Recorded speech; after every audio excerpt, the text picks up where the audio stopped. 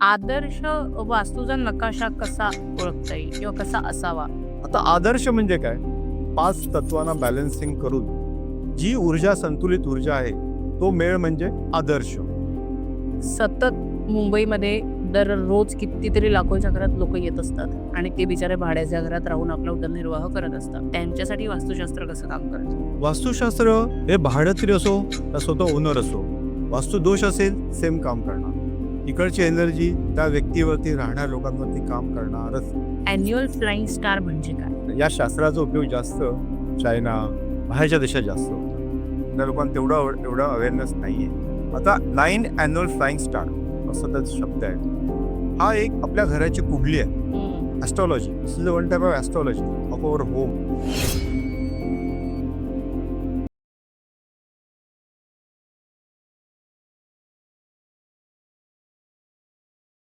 नमस्कार. मी राधिका आणि देवेंद्र तुमचं खूप मनापासून स्वागत करतोय आपल्या नव्या पॉडकास्टमध्ये, ज्याचं नाव आहे गप्पांच्या गावात. वास्तू म्हटलं की घर येतं. घर ही प्रत्येकाच्या मनातली एक खूप मोठी इच्छा असते. संबंध आयुष्य आपलं, त्याचं आपलं भविष्य त्या घरावर डिपेंड असतं. पण ते घर, ती वास्तू नेमकी कशी असावी? त्यात काही दोष आढळले तर त्याचा आपल्यावर काही परिणाम होतो का? याच संदर्भात आज आपण जाणून घेणार आहोत. आणि याविषयी आपल्याला मार्गदर्शन करण्यासाठी पाहुणे म्हणून लाभलेले आहेत बी.एन. पिंपळे सर. चला तर मग त्यांना भेटूया. नमस्कार सर. नमस्कार. तुमचं गप्पांच्या गावात खूप मनापासून स्वागत करते.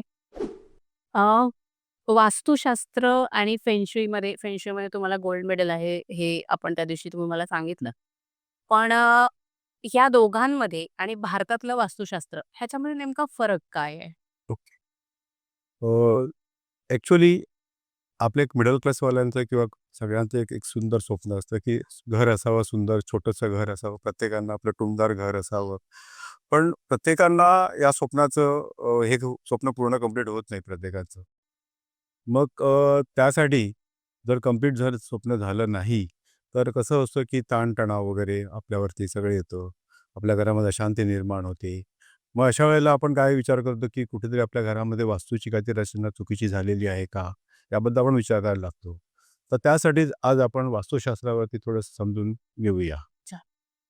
तर वास्तुशास्त्र म्हणजे काय? ॲक्चुअली मूळ शब्द आहे वास.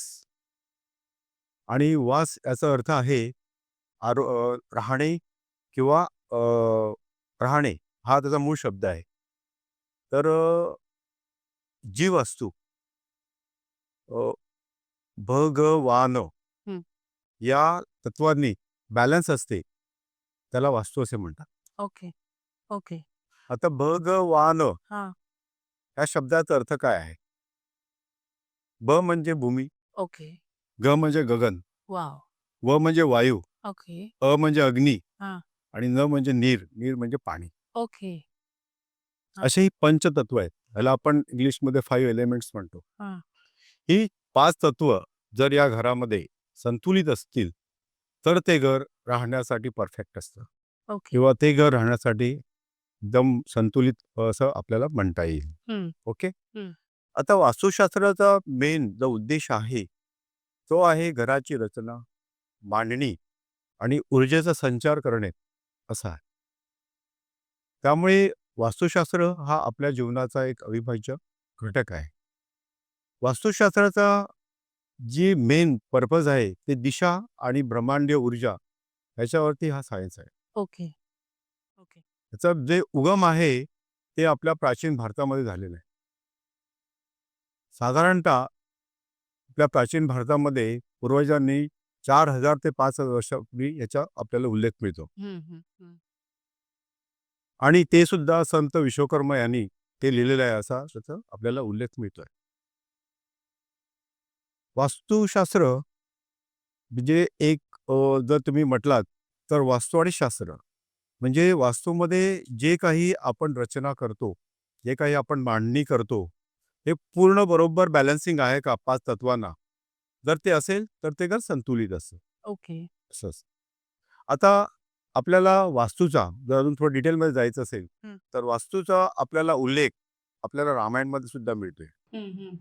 तर रामायणमध्ये अयोध्या शहराची रचना आणि राम सेतूची बांधणी ही वास्तुतत्वावरती आधारित होती असं ते मेन्शन केले गेलेलं आहे त्याच्यात. ओके. अच्छा. तसेच आपल्या भारतात सुद्धा जे काही आपले प्राचीन मंदिर आहेत, त्याच्यामध्ये भारतातील श्रीमंत मंदिर, एक आंध्र प्रदेशमध्ये तिरुपती बालाजी मंदिर, ह्याची रचना वास्तुतत्वावरतीच आहे. ती कशी आहे? तर तिरुपती बालाजी मंदिरचा ईशान्य भाग हा खालती आहे ओके. आणि त्याचा नैऋत्य जो कोपरा आहे, तो जडत्व आहे आणि उंच आहे. तिसरी गोष्ट म्हणजे ईशान्य भागामध्ये जी जलतत्व म्हणजे भूमिगत साठे आहेत, ते पाण्याचे आहेत. ओके. त्यामुळे ही वास्तू खूप शुभ आहे. अच्छा. असे तिरुपती बालाजी मंदिरचा एक सुंदर असा वास्तुशास्त्राचा नमुना आहे. ओके. तसेच केरळमधील पद्मनाभ स्वामी मंदिर हं. हे सुद्धा अफाट संपत्तीसाठी आपल्या भारतात प्रसिद्ध आहे. या मंदिराची रचना सुद्धा वास्तुतत्वावरतीच आहे. अच्छा. या मंदिराचं नैऋत्य भाग हा जड आहे आणि नैऋत्य भागामध्ये खजिनाची तिजोरी आहे. ती त्याचं जडत्व आणि स्थिरता दाखवते. ओके. त्यामुळे हे दोन्ही मंदिरं प्राचीनकालीन वास्तुशास्त्राचे एक सुंदर नमुना आहेत. येस. आता आपण थोडं फेंगशुईबद्दल बघूया. थोडं जाणून घेऊया. फेंगशुई जसं आपण आपल्या प्राचीन भारतीयांनी वर्षापूर्वीचा आपल्या वास्तुशास्त्राचा जो इतिहास बाळगून ठेवलेला आहे, तसाच चायनीज लोकांनी सुद्धा जवळ-जवळ 5,000 वर्षापूर्वीचा फेंगशुईचा सुद्धा इतिहास बाळगून आहे. तर फेंगशुई म्हणजे काय? फेंग म्हणजे हवा, शुई म्हणजे पाणी. आता हे दोन्ही तत्व लाईव्ह फोर्स आहेत. तुम्ही बघाल तर पाणीशिवाय माणूस जगू शकत नाही आणि हवाशिवाय माणूस जगू शकत नाही. त्यामुळे ही दोन्ही तत्व खूप इम्पॉर्टंट आहेत. आता ही ॲक्चुअली 5 एलिमेंट्समधली 2 तत्व आहेत. तर 5 एलिमेंट्स म्हणजे काय? पंचतत्व. ह्याच्यामध्ये 2 तत्व आहेत, पाणी आणि अग्नी. पाणी आणि हवा. ओके. तर या तत्वांचा फेंगशुईमध्ये पूर्णपणे वापर करून घेतलेला आहे. आता जर आपण आपले जर एखादं आपलं घर आहे, जी वास्तू आहे, तर सपोज आपल्याला तोडफोडीच्या वाट्याला जायचं नसेल किंवा घरामध्ये काही मोठे मेजर चेंजेस करायचे असतील, तर एक विशिष्ट ठिकाणी काही गोष्टी ठेवून 5 तत्वांचा बॅलन्स करून ती वास्तू आपल्याला शुभ करता येते. अच्छा. ओके. दुसरं फेंगशुई म्हणजे energy enhancing, balancing, harmonising and removing energy negative system आहे. अच्छा. अच्छा. जी आपली वास्तू आहे, त्या वास्तूवरती जो सराउंडिंग इफेक्ट आहे, नेचरचा जो सराउंडिंग इफेक्ट आहे, त्याची जी एनर्जी आपल्या वास्तूवरती इम्पॅक्ट करते आणि त्या वास्तूमध्ये आपण राहतो, त्याच्यावरती जी काही आपल्यावरती इम्पॅक्ट निगेटिव्ह येतात, त्यांना बॅलन्सिंग करून राहणं म्हणजे फेंगशुई. ओके. ओके. पण मग यापैकी या दोघांपैकी ॲक्युरेट कुठलं? आता बघा, आपला मॅग्नेटिक पोल जगाचा नॉर्थ आणि साऊथ आहे. हं. नॉर्थला अप एनर्जी असते, साऊथला सिंकिंग एनर्जी असते. आता जगात कुठेही गेलात तरी मॅग्नेटिक पोल सेमच राहणार आहे. तो काही चेंज होणार नाहीये. त्यामुळे दोन्ही सायन्स आपापल्या जागी बरोबर आहे. आपण जास्त वास्तुशास्त्राचा उपयोग करतो. ते लोकं जास्त फेंगशुईचा वापर करतात. हं. असं दोघांमधला हे फरक आहे. ओके. तुम्ही आता 5 एलिमेंट्सचा उल्लेख केला ना, त्याचा आपल्याशी काय संबंध आहे? अ, समजतो तुम्हाला. हं. ॲक्चुअली पहिलं म्हणजे 5 एलिमेंट्स म्हणजे काय? हं. हे पहिलं समजणं गरजेचं आहे.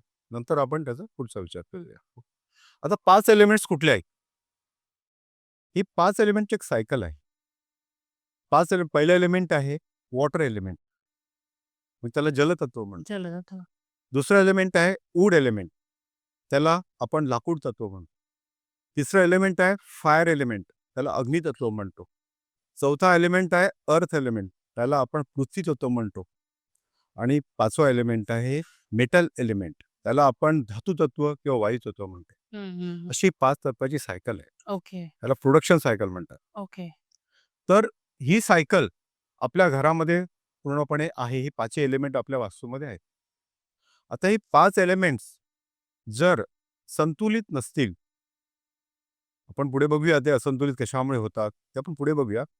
पण आता आपल्या प्रश्नाप्रमाणे आपण फक्त एवढाच विचार करूया, की ते संतुलित नसतील, तर आपल्याला त्याप्रमाणे त्याचे दुष्परिणाम भोगावे लागतात. वास्तूमध्ये वास्तुदोष तयार होतात. आता पहिलं जर आपण घेतलं, तर वॉटर एलिमेंट म्हणजे जलतत्व.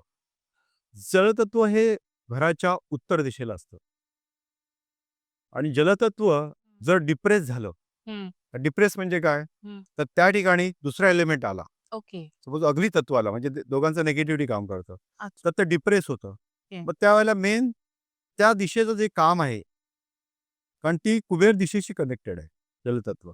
आणि तर ती दिशा जर डिस्टर्ब झाली किंवा डिप्रेस झाली, तर आपल्याला आपला डायरेक्टली इफेक्ट त्या करिअरशी येतो. ओके. आपल्या करिअरमध्ये आपल्याला ब्लॉकेज यायला लागतात. आपल्याला डायरेक्टली न्यू अपॉर्च्युनिटी मिळायला पाहिजे, तिथे आपल्याला ऑब्स्टॅकल्स यायला लागतात. आपल्या हेल्थवरती डायरेक्टली इम्पॅक्ट होतो. आणि सगळ्यात महत्त्वाचं म्हणजे आपला फायनान्शियल जी ग्रोथ आहे, ती हळू कमी व्हायला लागते. त्यामुळे वॉटर एलिमेंट्स हा खूप महत्त्वाचा एलिमेंट्स किंवा मूळ 5 तत्वामधला मुख्य तत्व मानला जातो. आता आपण दुसरं तत्व बघूया. त्याला उड तत्व म्हणजे आपला लाकूड. लाकूड तत्व. तर लाकूड तत्व जर डिप्रेस झाला, म्हणजे त्या ठिकाणी जर मेटल एलिमेंट आला, तर मेटल एलिमेंट झाला तर ते डिप्रेस होतं. हं. तर त्यावेळेला मग काय व्हायला पाहिजे? तर तो एलिमेंट डिप्रेस झाल्यामुळे डायरेक्टली घरामध्ये कन्फ्युजन तयार होतो. ओके. मिसअंडरस्टँडिंग प्रॉब्लेम व्हायला लागतात. घरामध्ये मुलांचा रिझल्ट, कारण ही दिशा सूर्याशी कनेक्टेड आहे. त्यामुळे आपलं जे ॲम्बिशियस आहे, ते कंप्लीट होत नाही. आपण प्लॅनिंग करत राहतो, पण ते प्लॅनिंग आपलं काय होत नाही. लॅक ऑफ ॲस्पिरेशन प्रॉब्लेम तयार होतो. ओके. त्यामुळे जे काही आपण करतोय, त्याचा आपल्याला रिझल्ट येत नाही लवकर. हं, हं. त्यामुळे ही दिशासुद्धा आपण जेवढी बॅलन्स ठेवू, तेवढं आपल्यासाठी खूप पॉझिटिव्ह असतं. म्हणून हा एलिमेंट खूप महत्त्वाचा हा सुद्धा. अच्छा. तिसरा एलिमेंट आहे फायर एलिमेंट. हं. त्याला आपण म्हणतो अग्नितत्व. तर अग्नी म्हणजे काय आहे? अग्रेशन.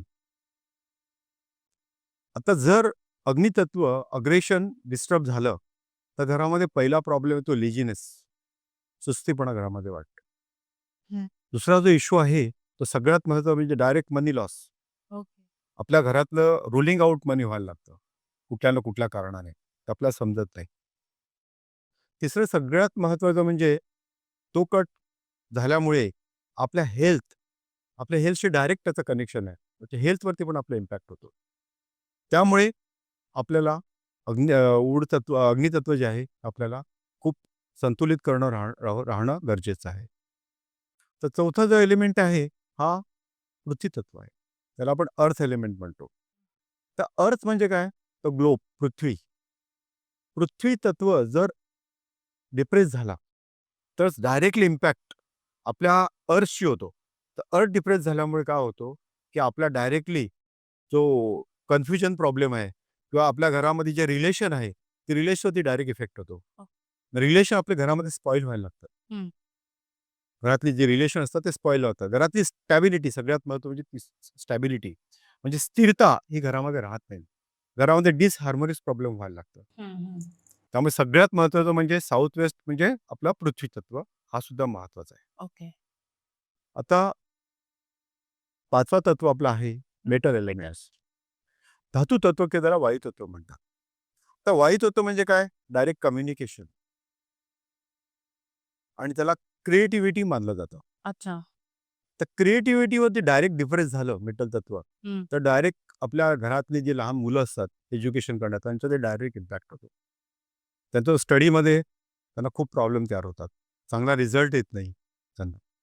आणि क्रिएटिव्हिटी असल्यामुळे आपल्या घरामध्ये जे काही जॉयफुल ॲक्टिव्हिटी आहे, जे घरामध्ये प्लेजरेबल ॲक्टिव्हिटी आहे, ते हळू कमी व्हायला लागतं. ओके. मनी सेव्ह करणं पण थोडं डिफिकल्ट होऊन जातं. अच्छा.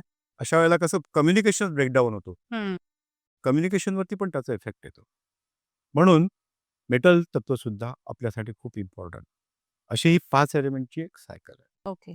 पण मग ही सायकल नेमकी असते कशी आणि ती काम कशी करते? हां, आता सायकल 3 प्रकारच्या आहेत. एलिमेंटच्या सायकल 3 प्रकारच्या आहेत. पहिली सायकल आहे ती कन्स्ट्रक्शन सायकल. त्याला आपण प्रोडक्शन सायकल म्हणतो. दुसरी सायकल आहे ती आपली आहे डिमोलिशन सायकल. त्याला म्हणतात डिस्ट्रक्शन सायकल. आणि तिसरी आहे बॅलन्सिंग सायकल. अशा 3 प्रकारच्या सायकली आहेत. आता ह्या सायकली म्हणजे काय? ते आपण थोडक्यात समजून घेऊ. आता पहिला एलिमेंट आहे जलतत्व म्हणजे वॉटर एलिमेंट. हा वूड एलिमेंटला मदत करतो. ते कशासाठी? For growth. हं. वूड वॉटर एलिमेंट वूड एलिमेंटला मदत करतो फॉर ग्रोथ वाढवण्यासाठी. दिस इज अ प्रोडक्ट. एक दुसऱ्याला मदत करणं. दुसरा एलिमेंट आहे वूड एलिमेंट, हा अग्नितत्वाला मदत करतो. ते कसं करतो? फॉर बर्न, जळण्यासाठी. Okay, okay. तर जळल्यानंतर राख तयार होते. होय. That is a ash, earth element. हं. ओके. आता अर्थमध्ये, पृथ्वीच्या पोटामध्ये आपल्याला मेटल्स मिळतात, धातू मिळतात. हो. That is a metal element. Okay. एकमेकांशी निगडीत आहे ते. आणि जेव्हा मेटल एलिमेंट मेल्ट केला जातो, वितळतो, that is in the form of liquid, that is a water. Oh! म्हणजे हे जलतत्व. अशी ही प्रोडक्शन सायकल आहे. आता एक्झॅक्टली ह्याला डिस्ट्रक्शन सायकल सुद्धा आहे. आणि जी एक्झॅक्टली आपण घरामध्ये आपल्या वास्तूमध्ये असते. हं. त्यामुळे आपल्या वास्तूमध्ये आपल्याला दोष काढ. वास्तुदोष तयार होतात. आता. येस. आता ही डिस्ट्रक्शन सायकल समजून घेणं खूप महत्त्वाचं आहे. जर तुम्हाला ही डिस्ट्रक्शन सायकल समजली, तर आपण दोन्ही एलिमेंट्स, हे तिन्ही सायकल आहेत, आपण घरामध्ये बॅलन्स करू शकू, संतुलित करू शकू घर. तर दुसरी सायकल आहे ही डिस्ट्रक्शन. ही कशी आहे बघा. Metal cuts the wood. Okay. Wood sticks the earth. Metal cuts the wood. Good. हां. धातू आहे, हे लाकडाला कट करतं, नाश करतं बघा. लाकडाचा नाश करतं वूडचा. वूड स्टिक्स द अर्थ. त्याची रूट, मुळं जमिनीच्या खालती जातात आणि ती जमिनीचा नाश करतात. तिसरं, अर्थ ॲब्झॉर्ब द वॉटर. पाणी, जमीन पाणीला ॲब्झॉर्ब करून घेते, म्हणजे पाण्याचा नाश करते. And fire melts the metal. हं. हं. असं हे डिस्ट्रक्शन आहे. हो. आणि एक्झॅक्टली उलटं आपण या घरामध्ये असंच करत असतो. अच्छा. ही डिस्ट्रक्शन सायकल वापरत असतो. जी आपण प्रोडक्शन सायकल वापरायला पाहिजे, ती आपण घरामध्ये डिस्ट्रक्शन सायकल वापरतो. आता तिसरी सायकल त्याच्यात तुम्हाला समजवतो मी कसं बॅलन्सिंग करायचं. तिसरी सायकल आहे बॅलन्सिंग. आता ती कशी आपण घर कसं आपण संतुलित करायचं? तर पहिला एलिमेंट काय आहे? Water elements. जलतत्व आपण त्याला म्हणतो. आता या 2 एलिमेंटला, या एक एलिमेंटला 2 एलिमेंट मदत करतात. कोण करतो पहिलं मदत? एक मेटल. जेव्हा ते आपण वितळवतो, that is in the form of liquid, that is water. आणि वॉटर वूडला ग्रोथसाठी मदत करतं. त्यामुळे आपण जलतत्वाच्या ठिकाणी आपण मेटल एलिमेंट्स आणि वूड एलिमेंट्स, दोन्ही एलिमेंट्सच्या जे काही आपल्या घरामध्ये फर्निचर आहे, हं. मेटल एलिमेंट्स आहेत, हं. जे काही आपल्याकडे फोटोज आहेत, जे काही विजनरी काही जे काही वस्तू आहेत किंवा आपल्याकडे जे काही वाज आहेत, मेटल वॉज आहेत, ते आपण या डायरेक्शनला आपण ठेवू शकतो. ओके. हं. येस. हे बॅलन्सिंग सायकल झाली. ही एका एलिमेंटची झाली. अच्छा. ओके. एक एलिमेंट आपण बॅलन्स केलं. ओके. तर दुसरं एलिमेंट आहे wood element, that is the लाकूड तत्व. तर लाकूड तत्वाकडे आपण काय ठेवू शकतो? लाकूड तत्वाला कोण मदत करतं? Water elements. जे वॉटर एलिमेंटचे जे काही फीचर्स आहेत, आपल्याकडे जे काही पाण्याचं काही, स्तोत्र असतात. ते आपण त्या डायरेक्शनला ठेवू. पोषक. ओके. आता तिसरं जे एलिमेंट्स आहे, अग्नितत्व.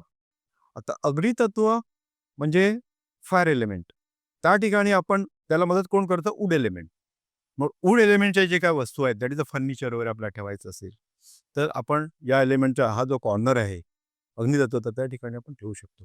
म्हणजे इथे आपल्याला अग्नितत्वाचे पण आपण प्रोडक्ट ठेवू शकतो. हं. या ठिकाणी आपण फायर वूड एलिमेंटचे पण तत्व ठेवू शकतो. अच्छा. प्रत्येक ठिकाणी 2-2 एलिमेंटचे आपण जे काही फर्निचर्स आहे म्हणा, हं. अजून काय आपल्याकडे फीचर्स आहेत, फोटोज आहेत, ते काय आपण इथे ठेवू शकतो. आता आपल्या भारतीय संस्कृतीमध्ये चौकट हा शब्द आपण लहानपणापासून आपल्या घरात तो वापरला जातो. इव्हन उंबरठ्याला पण ती छोटीशी चौकट असते किंवा ती घोड्याची नाल किंवा चौकट अशी लावली जाते. शुभ असतं, लाभ असतं म्हणून. पण ह्या चौकटीमध्ये जर कट गेला, तर मग आपल्या वास्तूचे आपल्यावर काय दोष परिणाम होतात? अच्छा, इन शॉर्ट मध्ये तुम्हाला समजायचं की वास्तूमध्ये कट असतात, त्याचे काय येस. इफेक्ट्स आपल्याला येतात आणि कट म्हणजे काय? हां, हां. खूप छान प्रश्न तुम्ही विचारलेले आहे आणि खरोखर हे आपल्याला आपल्या वास्तूमध्ये हे जर कट हा पोर्शन जर सगळ्यांना समजला, तर बरेचसे लोकं स्वतःच आपलं घर बॅलन्स करू शकतात. त्यामुळे हा जो कट पोर्शन आहे, हा वास्तूमधला हार्ट म्हटला तरी चालेल. जसं आपल्या बॉडीमध्ये आपलं हृदय आहे, तसा हा कट हा पोर्शन खूप महत्त्वाचा वास्तुदोष आहे. हा मोठा दोष आहे. अच्छा. ओके. तर कट म्हणजे काय आपण समजून घेऊया. ओके. जनरली वास्तू कशी पाहिजे? एकतर आयताकृती पाहिजे किंवा चौकोन पाहिजे. ओके. चौकोन आणि आयताकृती ह्याच्यामध्ये कसं आहे, की जर आपण ज्यांना शेप नाहीये किंवा आपण ट्रायंग्युलर अशी जी काही जागा जपूस घेतली, तर मग त्या वास्तूमध्ये मोठे-मोठे दोष तयार होऊ शकतात. आता कट म्हणजे काय? तर सपोज सिंपल एक आपण चौकोन घेतला आणि चौकोनमधला एखादा भाग आपण कट केला, तो तुकडा काढून टाकला. काढून टाकला. तर तो कोपरा काढून टाकला. म्हणजे तो चौकोन कसा दिसणार? एल टाइपमध्ये आपल्याला दिसतो. हो, एल टाइप. म्हणजेच काय झालं? तिकडची जी एनर्जी आहे, ते रिलीज. ती बाजूच्या फ्लॅटमध्ये जरी गेली, किंवा बाजूच्या भूखंडामध्ये जरी गेली, आपल्या फ्लॅटमध्ये किंवा आपल्या भूखंडामध्ये ती एनर्जी आलेली नाही.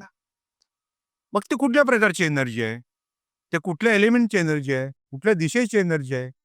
त्याप्रमाणे आपल्याला वास्तूला समोर जावं लागतं, वास्तुदृष्ट्या समोर जावं लागतं. आणि सपोज आता ईशान्य आहे आणि ईशान्य भागात तो कट आहे, तर त्याला ईशान्य कट म्हणतात. ओके.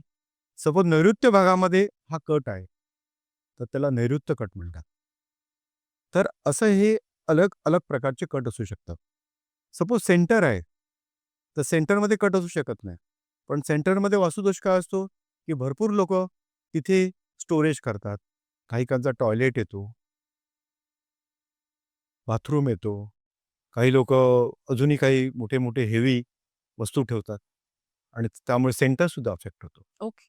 आणि त्यामुळे कट आणि सेंटर हे जर पूर्णपणे अफेक्ट झालं, तर वास्तूमध्ये खूप प्रचंड प्रमाणात वास्तुदोष तयार होतो आणि ते घातक त्याचे जे परिणाम आहेत, ते राहणाऱ्या लोकांना त्याचं हे करावं, सफर करावं लागतं, भोगावं लागतं. पण मग हे वास्तुदोष नेमके ओळखायचे कसे? खूप चांगलं आहे. मी तुम्हाला आता तेच सांगणार होतो. वास्तुदोष कसे ओळखायचे? आता मी तुम्हाला पहिलं बोललो, की तत्व आहे, तो कट झाला. त्याच्यामध्ये ईशान्य आहे, ईशान्य भाग कट झाला. तर सपोज आता आपण त्यासाठी एक काम करूया, की 4 दिशा घेऊया. पहिल्या 4 मुख्य दिशा घेऊया, नंतर 4 उपदिशा घेऊया. ओके. तर 4 मुख्य दिशा आणि 4 उपदिशा अशा टोटल 8 दिशा आहेत आणि एक सेंटर ब्रह्मस्थान. हं. त्यात पहिले आपण दिशा घेऊया, ज्या उपदिशा म्हणतात त्या आपण घेऊया. त्याच्यामध्ये पहिले ईशान्य. आता सपोज ईशान्येमध्ये कट आला, तर नियमाप्रमाणे, वास्तूच्या नियमाप्रमाणे वास्तुपुरुष हा डायगोनली असतो वास्तूच्या. त्याचं डोकं ईशान्येला असतं, त्याचे पाय नैऋत्येला असतात. त्याला आपण साउथ वेस्ट म्हणतो आणि ईशान्येला आपण नॉर्थ ईस्ट म्हणतो. मग तो डायगोनली असतो. आता पहिला इम्पॅक्ट कट झाल्यामुळे त्याचं डोकं गेलं. ते आपल्या वास्तूच्या बाहेर गेलं आणि तिकडचा जो तत्व आहे, तो तो आहे जलतत्व.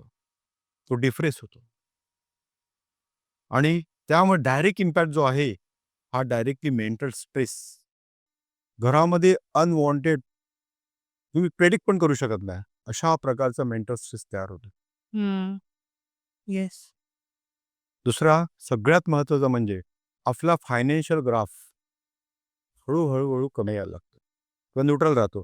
जो कधी-कधी आपण बोलतो, की मी माझ्या जुन्या वास्तूमध्ये खूप फ्लरिश झालो होतो. तर नवीन फ्लॅट घेतला, मी आलो इथे राहायला. त्यानंतर आमच्या हळू आमचा फायनान्शियल ग्राफ कमी व्हायला. हे त्यांना समजत नाही कशामुळे झालं. तर मुख्य कारण तुमच्या घरामधलं नॉर्थ ईस्ट, आता तिकडे किचन तरी आलं असेल किंवा तिकडे कट ऑफ तरी असेल. आणि नॉर्थ ईस्टमध्ये कट ऑफ आल्यामुळे मेन क्रोनिक डिसीजेस तयार होतात. तर तुम्ही अनबिलिव्हेबल विचार पण नाही करू शकत. जे क्रोनिक डिसीज म्हणजे तुम्हाला समजलं असेल, की अशा प्रकारचे डिसीज येतात. मेंटल रिलेटेड पण डिसीज येऊ शकतात. हं. कन्सिव्हिंग चाइल्ड प्रॉब्लेम तयार होतो. ओके. मिसकॅरेज प्रॉब्लेम तयार होतात. अच्छा. फायनान्शियल ग्रोथ तिथं ऑलरेडी आपल्या हळू-हळू कमी व्हायला लागते. तर नॉर्थ ईस्ट कॉर्नर हा देवाचा कॉर्नर असल्यामुळे याला गॉड्स प्लेस म्हणतात. हं. त्यामुळे आपल्याला बरेचसे दुष्परिणामाला समोर जावं लागतं. ओके. म्हणून नॉर्थ ईस्ट म्हणजे ईशान्य कॉर्नर खूप महत्त्वाचा कॉर्नर पकडला. म्हणजे जलतत्व हा तिथे डिफरेन्स झालेला आहे. हं. हा झाला एक जलतत्व. आता दुसरा एलिमेंट आहे घरामधला वूड एलिमेंट. म्हणजे घरातली उपदिशा जर पकडली आपण, तर आपण वायव्य दिशा पकडूया. पहिले आपण ईशान्य पकडले, तर आपण वायव्य दिशा पकडूया. आता वायव्य दिशा म्हणजे नॉर्थ वेस्ट.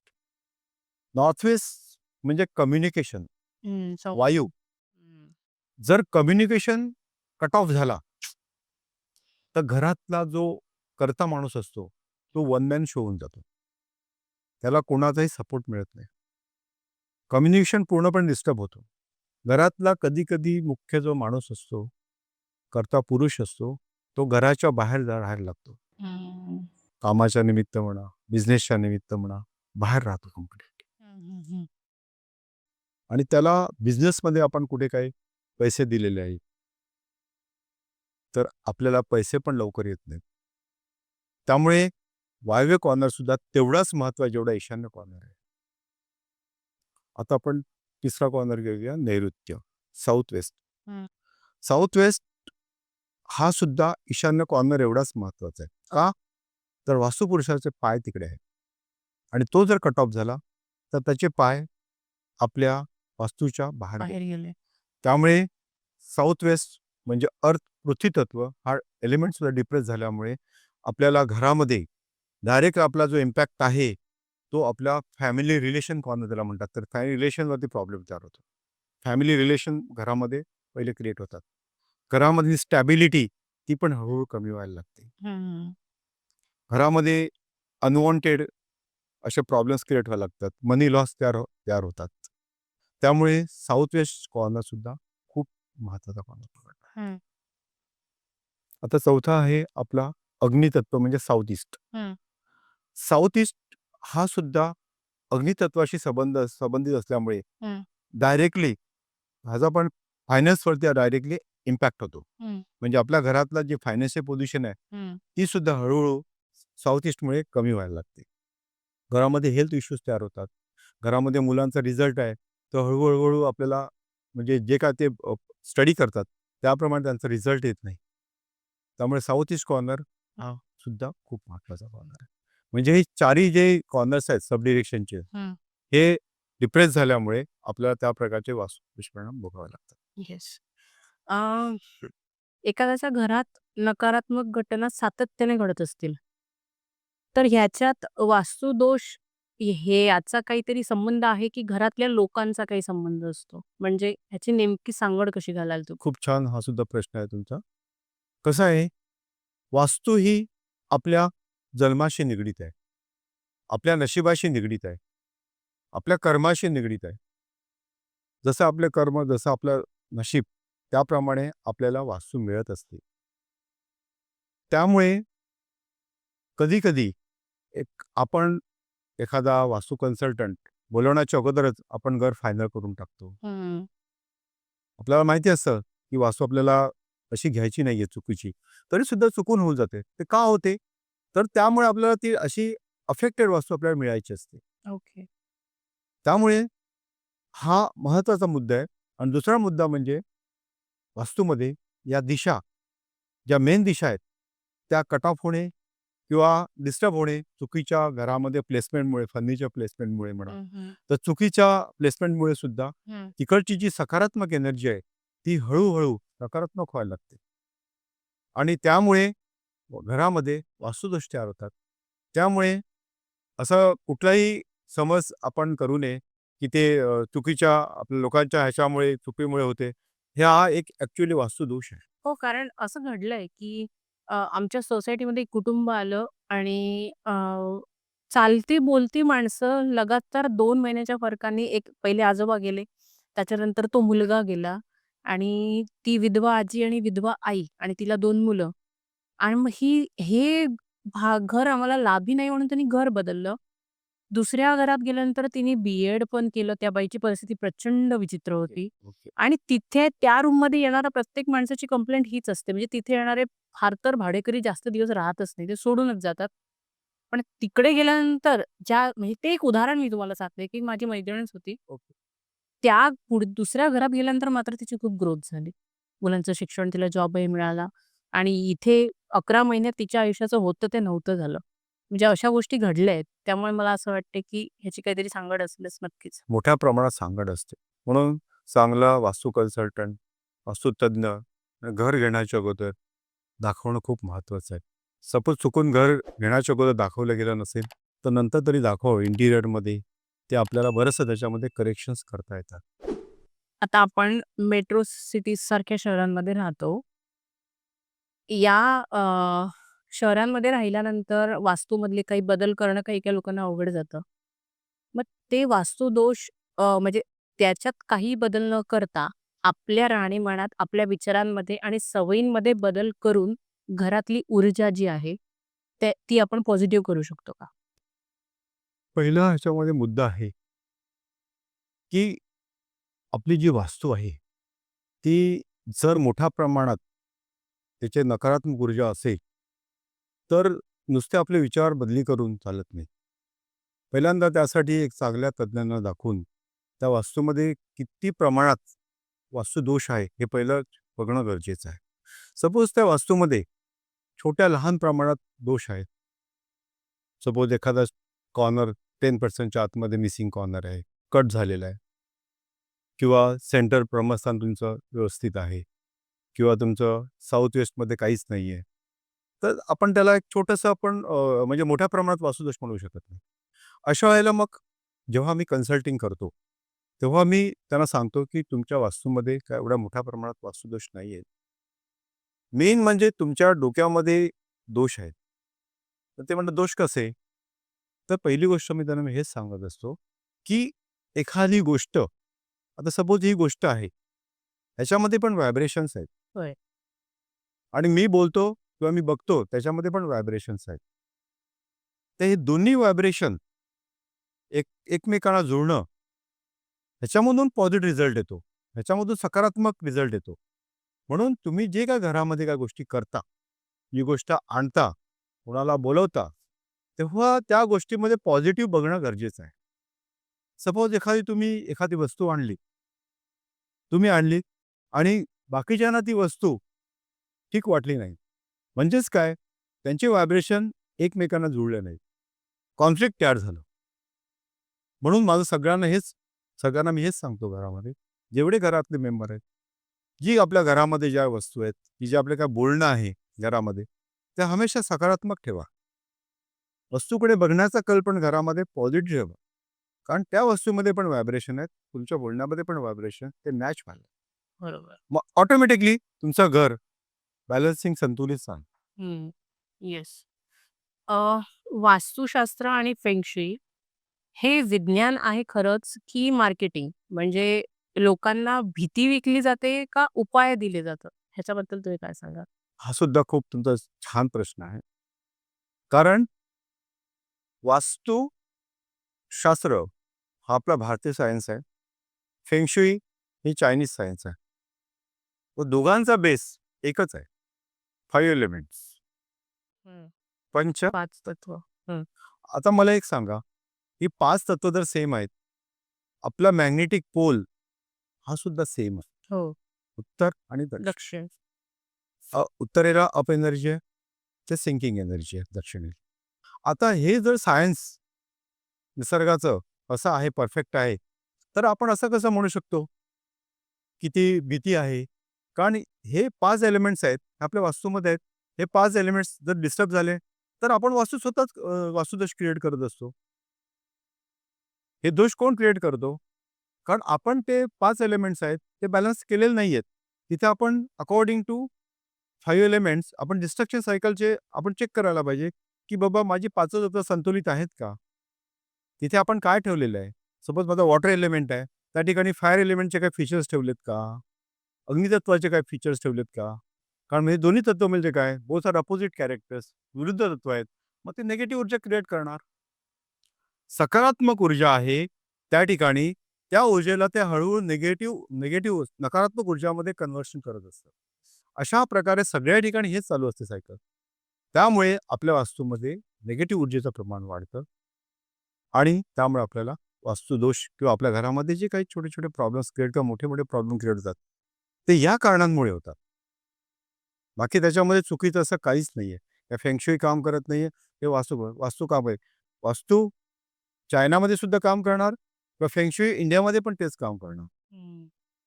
येस. ओके. त्यामुळे चुकीचं काहीही नाहीये. पॉडकास्टला तुम्ही येण्याआधी मला तुमच्याबद्दल मी तुम्हाला माहिती विचारली होती. तुमच्या त्या इंट्रोडक्शन पार्टमध्ये ना एक वर्ड होता annual flying star. Annual flying star म्हणजे काय? खूप छान सब्जेक्ट आहे. मला छान फक्त याच्याबद्दल जाणून घेण्यासाठी. बऱ्याचशा लोकांना म्हणजे मोठ्या प्रमाणात नाही म्हणजे फ्लाइंग स्टारमध्ये लोकांना माहीत नाहीये. कारण या शास्त्राचा उपयोग जास्त चायना, बाहेरच्या देशात जास्त होतं. त्या लोकांना एवढा अवेअरनेस नाहीये. त्यामुळे तुम्ही म्हणजे छान प्रश्न विचारलात आणि मी तुम्हाला ते समजून सांगतो. आता 9 ॲन्युअल फ्लाइंग स्टार असा त्याचा शब्द आहे तो. त्याला वार्षिक उडते ग्रह म्हणतात मराठीत. आता 9 ॲन्युअल फ्लाइंग स्टार म्हणजे काय?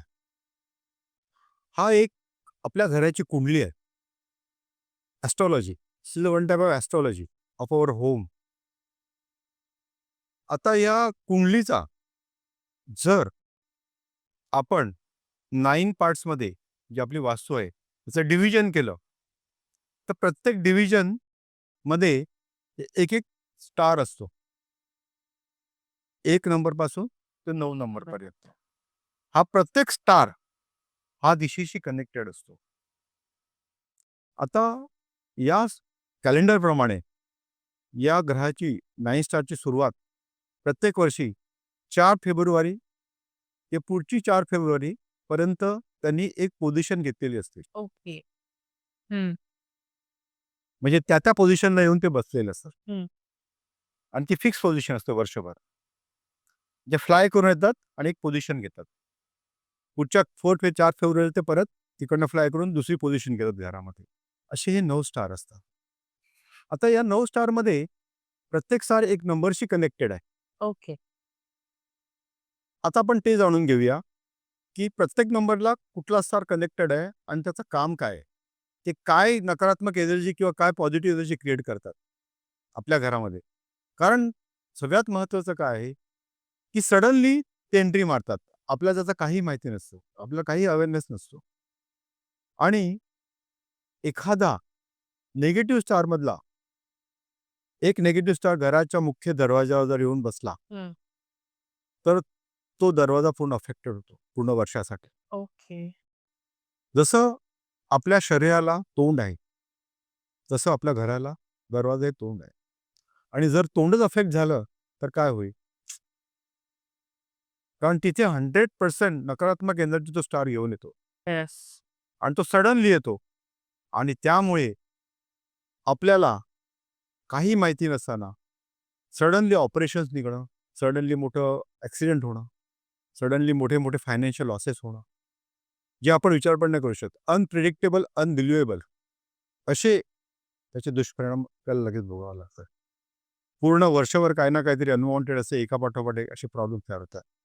म्हणून सगळ्यांना या सायन्सचा नॉलेज असणं खूप गरजेचं आहे. पण मग आता आपल्या बघणाऱ्यांपैकी च्या सोबत व्ह्युअर्स सोबत जर असं काही घडत असेल, तर मग याचं असं सोल्युशन काय नेमकं? हे ओळखायचं कसं? तेच पुढे तुम्हाला मी सांगतोय. पहिल्यांदा आपण हे विचार करूया, की जे नंबर्स आहेत हे कुठल्या स्टारशी संबंधित आहेत. नंतर मी तुम्हाला कसं ते पुढचं सांगतो, की ते कसं ओळखायचं. आता 1 ते 9 नंबर्स आहेत. आपण चार्ट जर घराचा बनवला आपल्या फ्लॅटचा, त्याला फ्लोर प्लॅन म्हणतात. तर फ्लोर प्लॅन त्या फ्लोर प्लॅनचे जर मी 9 डिव्हिजन केले, तर प्रत्येक दिशाशी 8 दिशाशी कनेक्टेड असतात आणि मधलं सेंटर असतं. या ठिकाणी त्या स्टारने पोझिशन घेतलेली असते. आता आपण 1 नंबरपासून जाऊया. 1 नंबर हा विक्ट्री स्टार म्हणून आहे. विक विक्ट्री स्टार. सपोज तो 1 नंबर घराच्या मुख्य दिशेला येऊन बसला 4 फेब्रुवारीला. आपण पुढे या वर्षाचं जे फ्लाइंग स्टार आहे 2025 ते पण समजून घेऊया. ते तुम्हाला अजून जास्त आयडिया येईल. तो 1 नंबर आहे, हा विक्टरी स्टारशी संबंधित आहे. म्हणजे सपोज तो घराच्या मेन डोअरला येऊन बसला, तर त्या घरामध्ये तुम्हाला अनबिलिव्हेबल असे रिझल्ट यायला लागतात. म्हणजे तुम्हाला सडनली नवीन-नवीन अपॉर्च्युनिटी क्रिएट होणार. फायनान्शियल कुठेतरी तुम्हाला चांगला फायदा होणार. करिअरमध्ये तुम्हाला कळणार नाही, तुमचं प्रमोशन होऊन जाणार. म्हणजे तुम्हाला असं सडनली तुम्हाला काहीतरी असे सरप्राईज रिझल्ट मिळणार. म्हणून त्याला व्हाईट स्टार म्हणतात. ओके. असं हे 1 नंबर स्टारचं काम. ओके. तर 2 नंबरचा स्टार हा सगळ्यात 4 निगेटिव्ह स्टार मधला 2 नंबरचा निगेटिव्ह स्टार आहे. म्हणजे 5 व्हाईट स्टार आहेत आणि 4 निगेटिव्ह स्टार आहेत. त्यातला हा 2 नंबरचा निगेटिव्ह स्टार आहे. ह्याच्याबद्दल थोडंसं तुम्ही समजून घ्या. यावर्षी तो कुठे आहे ते पण तुम्हाला मी नंतर सांगू. हा 2 नंबरचा स्टार म्हणजे काय? Sickness star. याला ब्लॅक स्टार म्हणतात. आता हा जर घराच्या मुख्य दिशेवर येऊन बसला, तर घरामध्ये पूर्ण वर्षभर आजारपण येत राहते. आजारपण येतं. ह्याला ब्लॅक स्टार सुद्धा म्हणतात. म्हणजे हा सगळं काय आहे ना, सगळं ब्लॅकच करत असतो. म्हणजे घरामध्ये जे काही आपले मनी जे पैसा आहे, हा कुठे हेल्थद्वारा रोलिंग आउट करत असतो. म्हणून या स्टारला सुद्धा आपण खूप अलर्ट राहायला पाहिजे. याची पोझिशन काय आहे, हे समजून घेणं खूप महत्त्वाचं आहे. तर तिसरा जो स्टार आहे, त्याला कॉन्फ्लिक्टिंग स्टार म्हणतात. हा 3 नंबरशी संबंधित आहे. कॉन्फ्लिक्टिंग म्हणजे काय? तर घरामध्ये कळत-नकळत आपल्याला कळणार पण नाही. घर खूप चांगलं चाललेलं आहे आणि अचानक घरामध्ये कलह. भांडणं, अनवॉन्टेड असे कॉन्फ्लिक्ट्स असे चालू होतात. त्यामुळे हा स्टार सुद्धा निगेटिव्ह स्टार पकडला जातो. तर चौथा स्टार आहे, व्हाईट स्टार. व्हाईट स्टार आहे. हा पॉझिटिव्ह स्टार आहे. ह्याला म्हणतात मॅरेज स्टार किंवा ग्रीन स्टार किंवा रिलेशन स्टार. तर ग्रीन स्टार म्हणजे काय? हा पॉझिटिव्ह स्टार आहे. मॅरेज लक घेऊन येतो हा, प्रत्येक वर्षी. जे एखाद्या घरामध्ये मॅरेज होत नाहीये, डिलेज आहेत आणि हा जर घराच्या मेन डोअरला येऊन बसला किंवा घराच्या बेडरूममध्ये येऊन बसला आणि त्यामध्ये आपल्याला आपल्या एखाद्या मुलाचं लग्न होत नाहीये, तर तो त्या बेडरूममध्ये जर झोपला यावर्षी, तर 100% त्या मुलाचं लग्न व्हायला पाहिजे या त्या मुलीचं लग्न व्हायला पाहिजे. कारण तो मॅरेज लक घेऊन आला, ती एनर्जी घेऊन आलेला असतो. किंवा घराच्या मेन डोअरला येऊन बसला, तरी घराचं जे तोंड आहे, तो पॉझिटिव्ह तोंड आणि घरामध्ये या प्रकारची एनर्जी क्रिएट व्हायला. म्हणजे घरामध्ये रिलेशन पण इम्प्रूव्हमेंट व्हायला लागतं. येस. असं हे पॉझिटिव्ह काम करतं. आता 5. 5वा स्टार आहे. हा 4 स्टार मधला सगळ्यात निगेटिव्ह स्टार. अरे बाप! ह्याला म्हणतात five nasty yellow star. Okay. Misfortune star, सगळ्यात अनफॉर्च्युनेट स्टार. हा मिशाप घेऊन येतो, डिझास्टर घेऊन येतो. Five nasty yellow star. सगळं नास्टीच काम करतो. आल्यानंतर माझा एवढ्या वर्षाचा एक्सपिरियन्स आहे. मी सर्व्हे करत असतो आणि जे काही वर्ल्डमध्ये जे काही आहेत मोठे-मोठे लोकं जे फ्लाइंग स्टारवरती अभ्यास करतात, त्यांचा पण मी रिपोर्ट बघत असतो. तर हा स्टार जर घराच्या मुख्य दरवाजावर येऊन बसला, तर पहिलं काम करतो घरामध्ये ॲक्सिडेंट. गाडीवरती पडणं, ॲक्सिडेंट करणं. दुसरा सगळ्यात महत्त्वाचं काम करतो ऑपरेशन. ज्या माणसाला काहीच नाही आहे, त्याला पण तो ऑपरेशन तयार करतो. सडनली ऑपरेशन क्रिएट करतो. तर तुम्ही कधी विचार पण केला नसेल, की हा माणसाला ऑपरेशन कसं काय झालं? म्हणून त्याला नॅस्टी म्हणतात. फायनान्शियल लॉस प्रचंड करतो. म्हणून फाई नॅस्टी येलो स्टार हा सगळ्यात डेंजर स्टार त्याला मानलं जातं आणि ह्या कुठे बसलेला आहे आणि हा कुठे येऊन त्याचा आपण बॅलन्स कसं करायला पाहिजे आणि या स्टारला कमसे कम या स्टारला तरी आपण बॅलन्स करायला पाहिजे. बाकीचे स्टार जरी बॅलन्स झाले नाहीत, तरी या स्टारला आपण बॅलन्स आपल्याला करता यायला. त्यासाठी आपल्याला त्या स्टारची पोझिशन कुठे आहे, तो कुठे येऊन बसला आहे, हे माहिती पाहिजे. त्यासाठी आपण त्या पूर्ण घराचं ऑडिट, नॉर्थ ईस्ट कुठे आहे किंवा तो कुठे येऊन बसला आहे, ती दिशा कुठे आहे, ते परफेक्ट शोधणं कुठल्या डिग्रीमध्ये आहे, हे शोधणं गरजेचं आहे. येस. आता 6वा. 6वा जो आहे, त्याला 6 हेवन स्टार म्हणतात. तर 6 म्हणजे हा नंबरच हेवन आहे. याला हेवन नंबरच म्हणतात आणि म्हणून तो हेवन लक घेऊन येतो. आता हेवन लक म्हणजे तुम्हाला माहिती आहे, सडनली तुम्हाला असं तुम्ही अनबिलिव्हेबल तुम्हाला पॉझिटिव्ह रिझल्ट यायला लागतील. जर घराच्या मुख्य दरवाजावरती येऊन बसला किंवा तुमच्या बेडरूममध्ये आहे तो 6-7 स्टार, तरी त्या वर्षासाठी ती बेडरूम एवढी हायली पॉझिटिव्ह की तुम्हाला असं अनबिलिव्हेबल पॉझिटिव्ह रिझल्ट यायला लागतो. तुम्ही विचार पण नाही करू शकत. मुख्य दरवाजावर जरी आला तरी आपल्या घरामध्ये जे काही डिस्प्यूट्स आहेत, जे काय ते सुद्धा हळूहळू सॉल्व्ह व्हायला लागतात. म्हणून 6-7 स्टार ह्याला व्हाईट स्टार सुद्धा म्हणतात.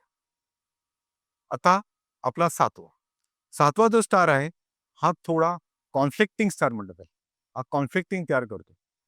म्हणजे ह्याला दुसरं नाव आहे रॉबरी स्टार. रॉबरी म्हणजे काय? तर सपोज तुमच्या मेन डोरला येऊन बसला. तर घरामध्ये बहुतेक वेळा सर्वे आहे, चोरी व्हायलाच पाहिजे. गावा साईडला घरं म्हणा, तर बॉम्बे साईडला फ्लॅट आहेत त्यामुळे चान्सेस थोडं कमी असतं. पण ज्यांचे सेपरेट वगैरे घरं असतात, तर बहुतेक चान्सेस असतात की त्या घरामध्ये चोरी होते. म्हणून याला रॉबरी स्टार म्हणतात. म्हणून या स्टारला सुद्धा आपण प्रोटेक्ट बॅलन्स करायला पाहिजे, प्रोटेक्ट करायला पाहिजे. तर 8वा स्टार आहे, याला म्हणतात 8 वेल्थ स्टार.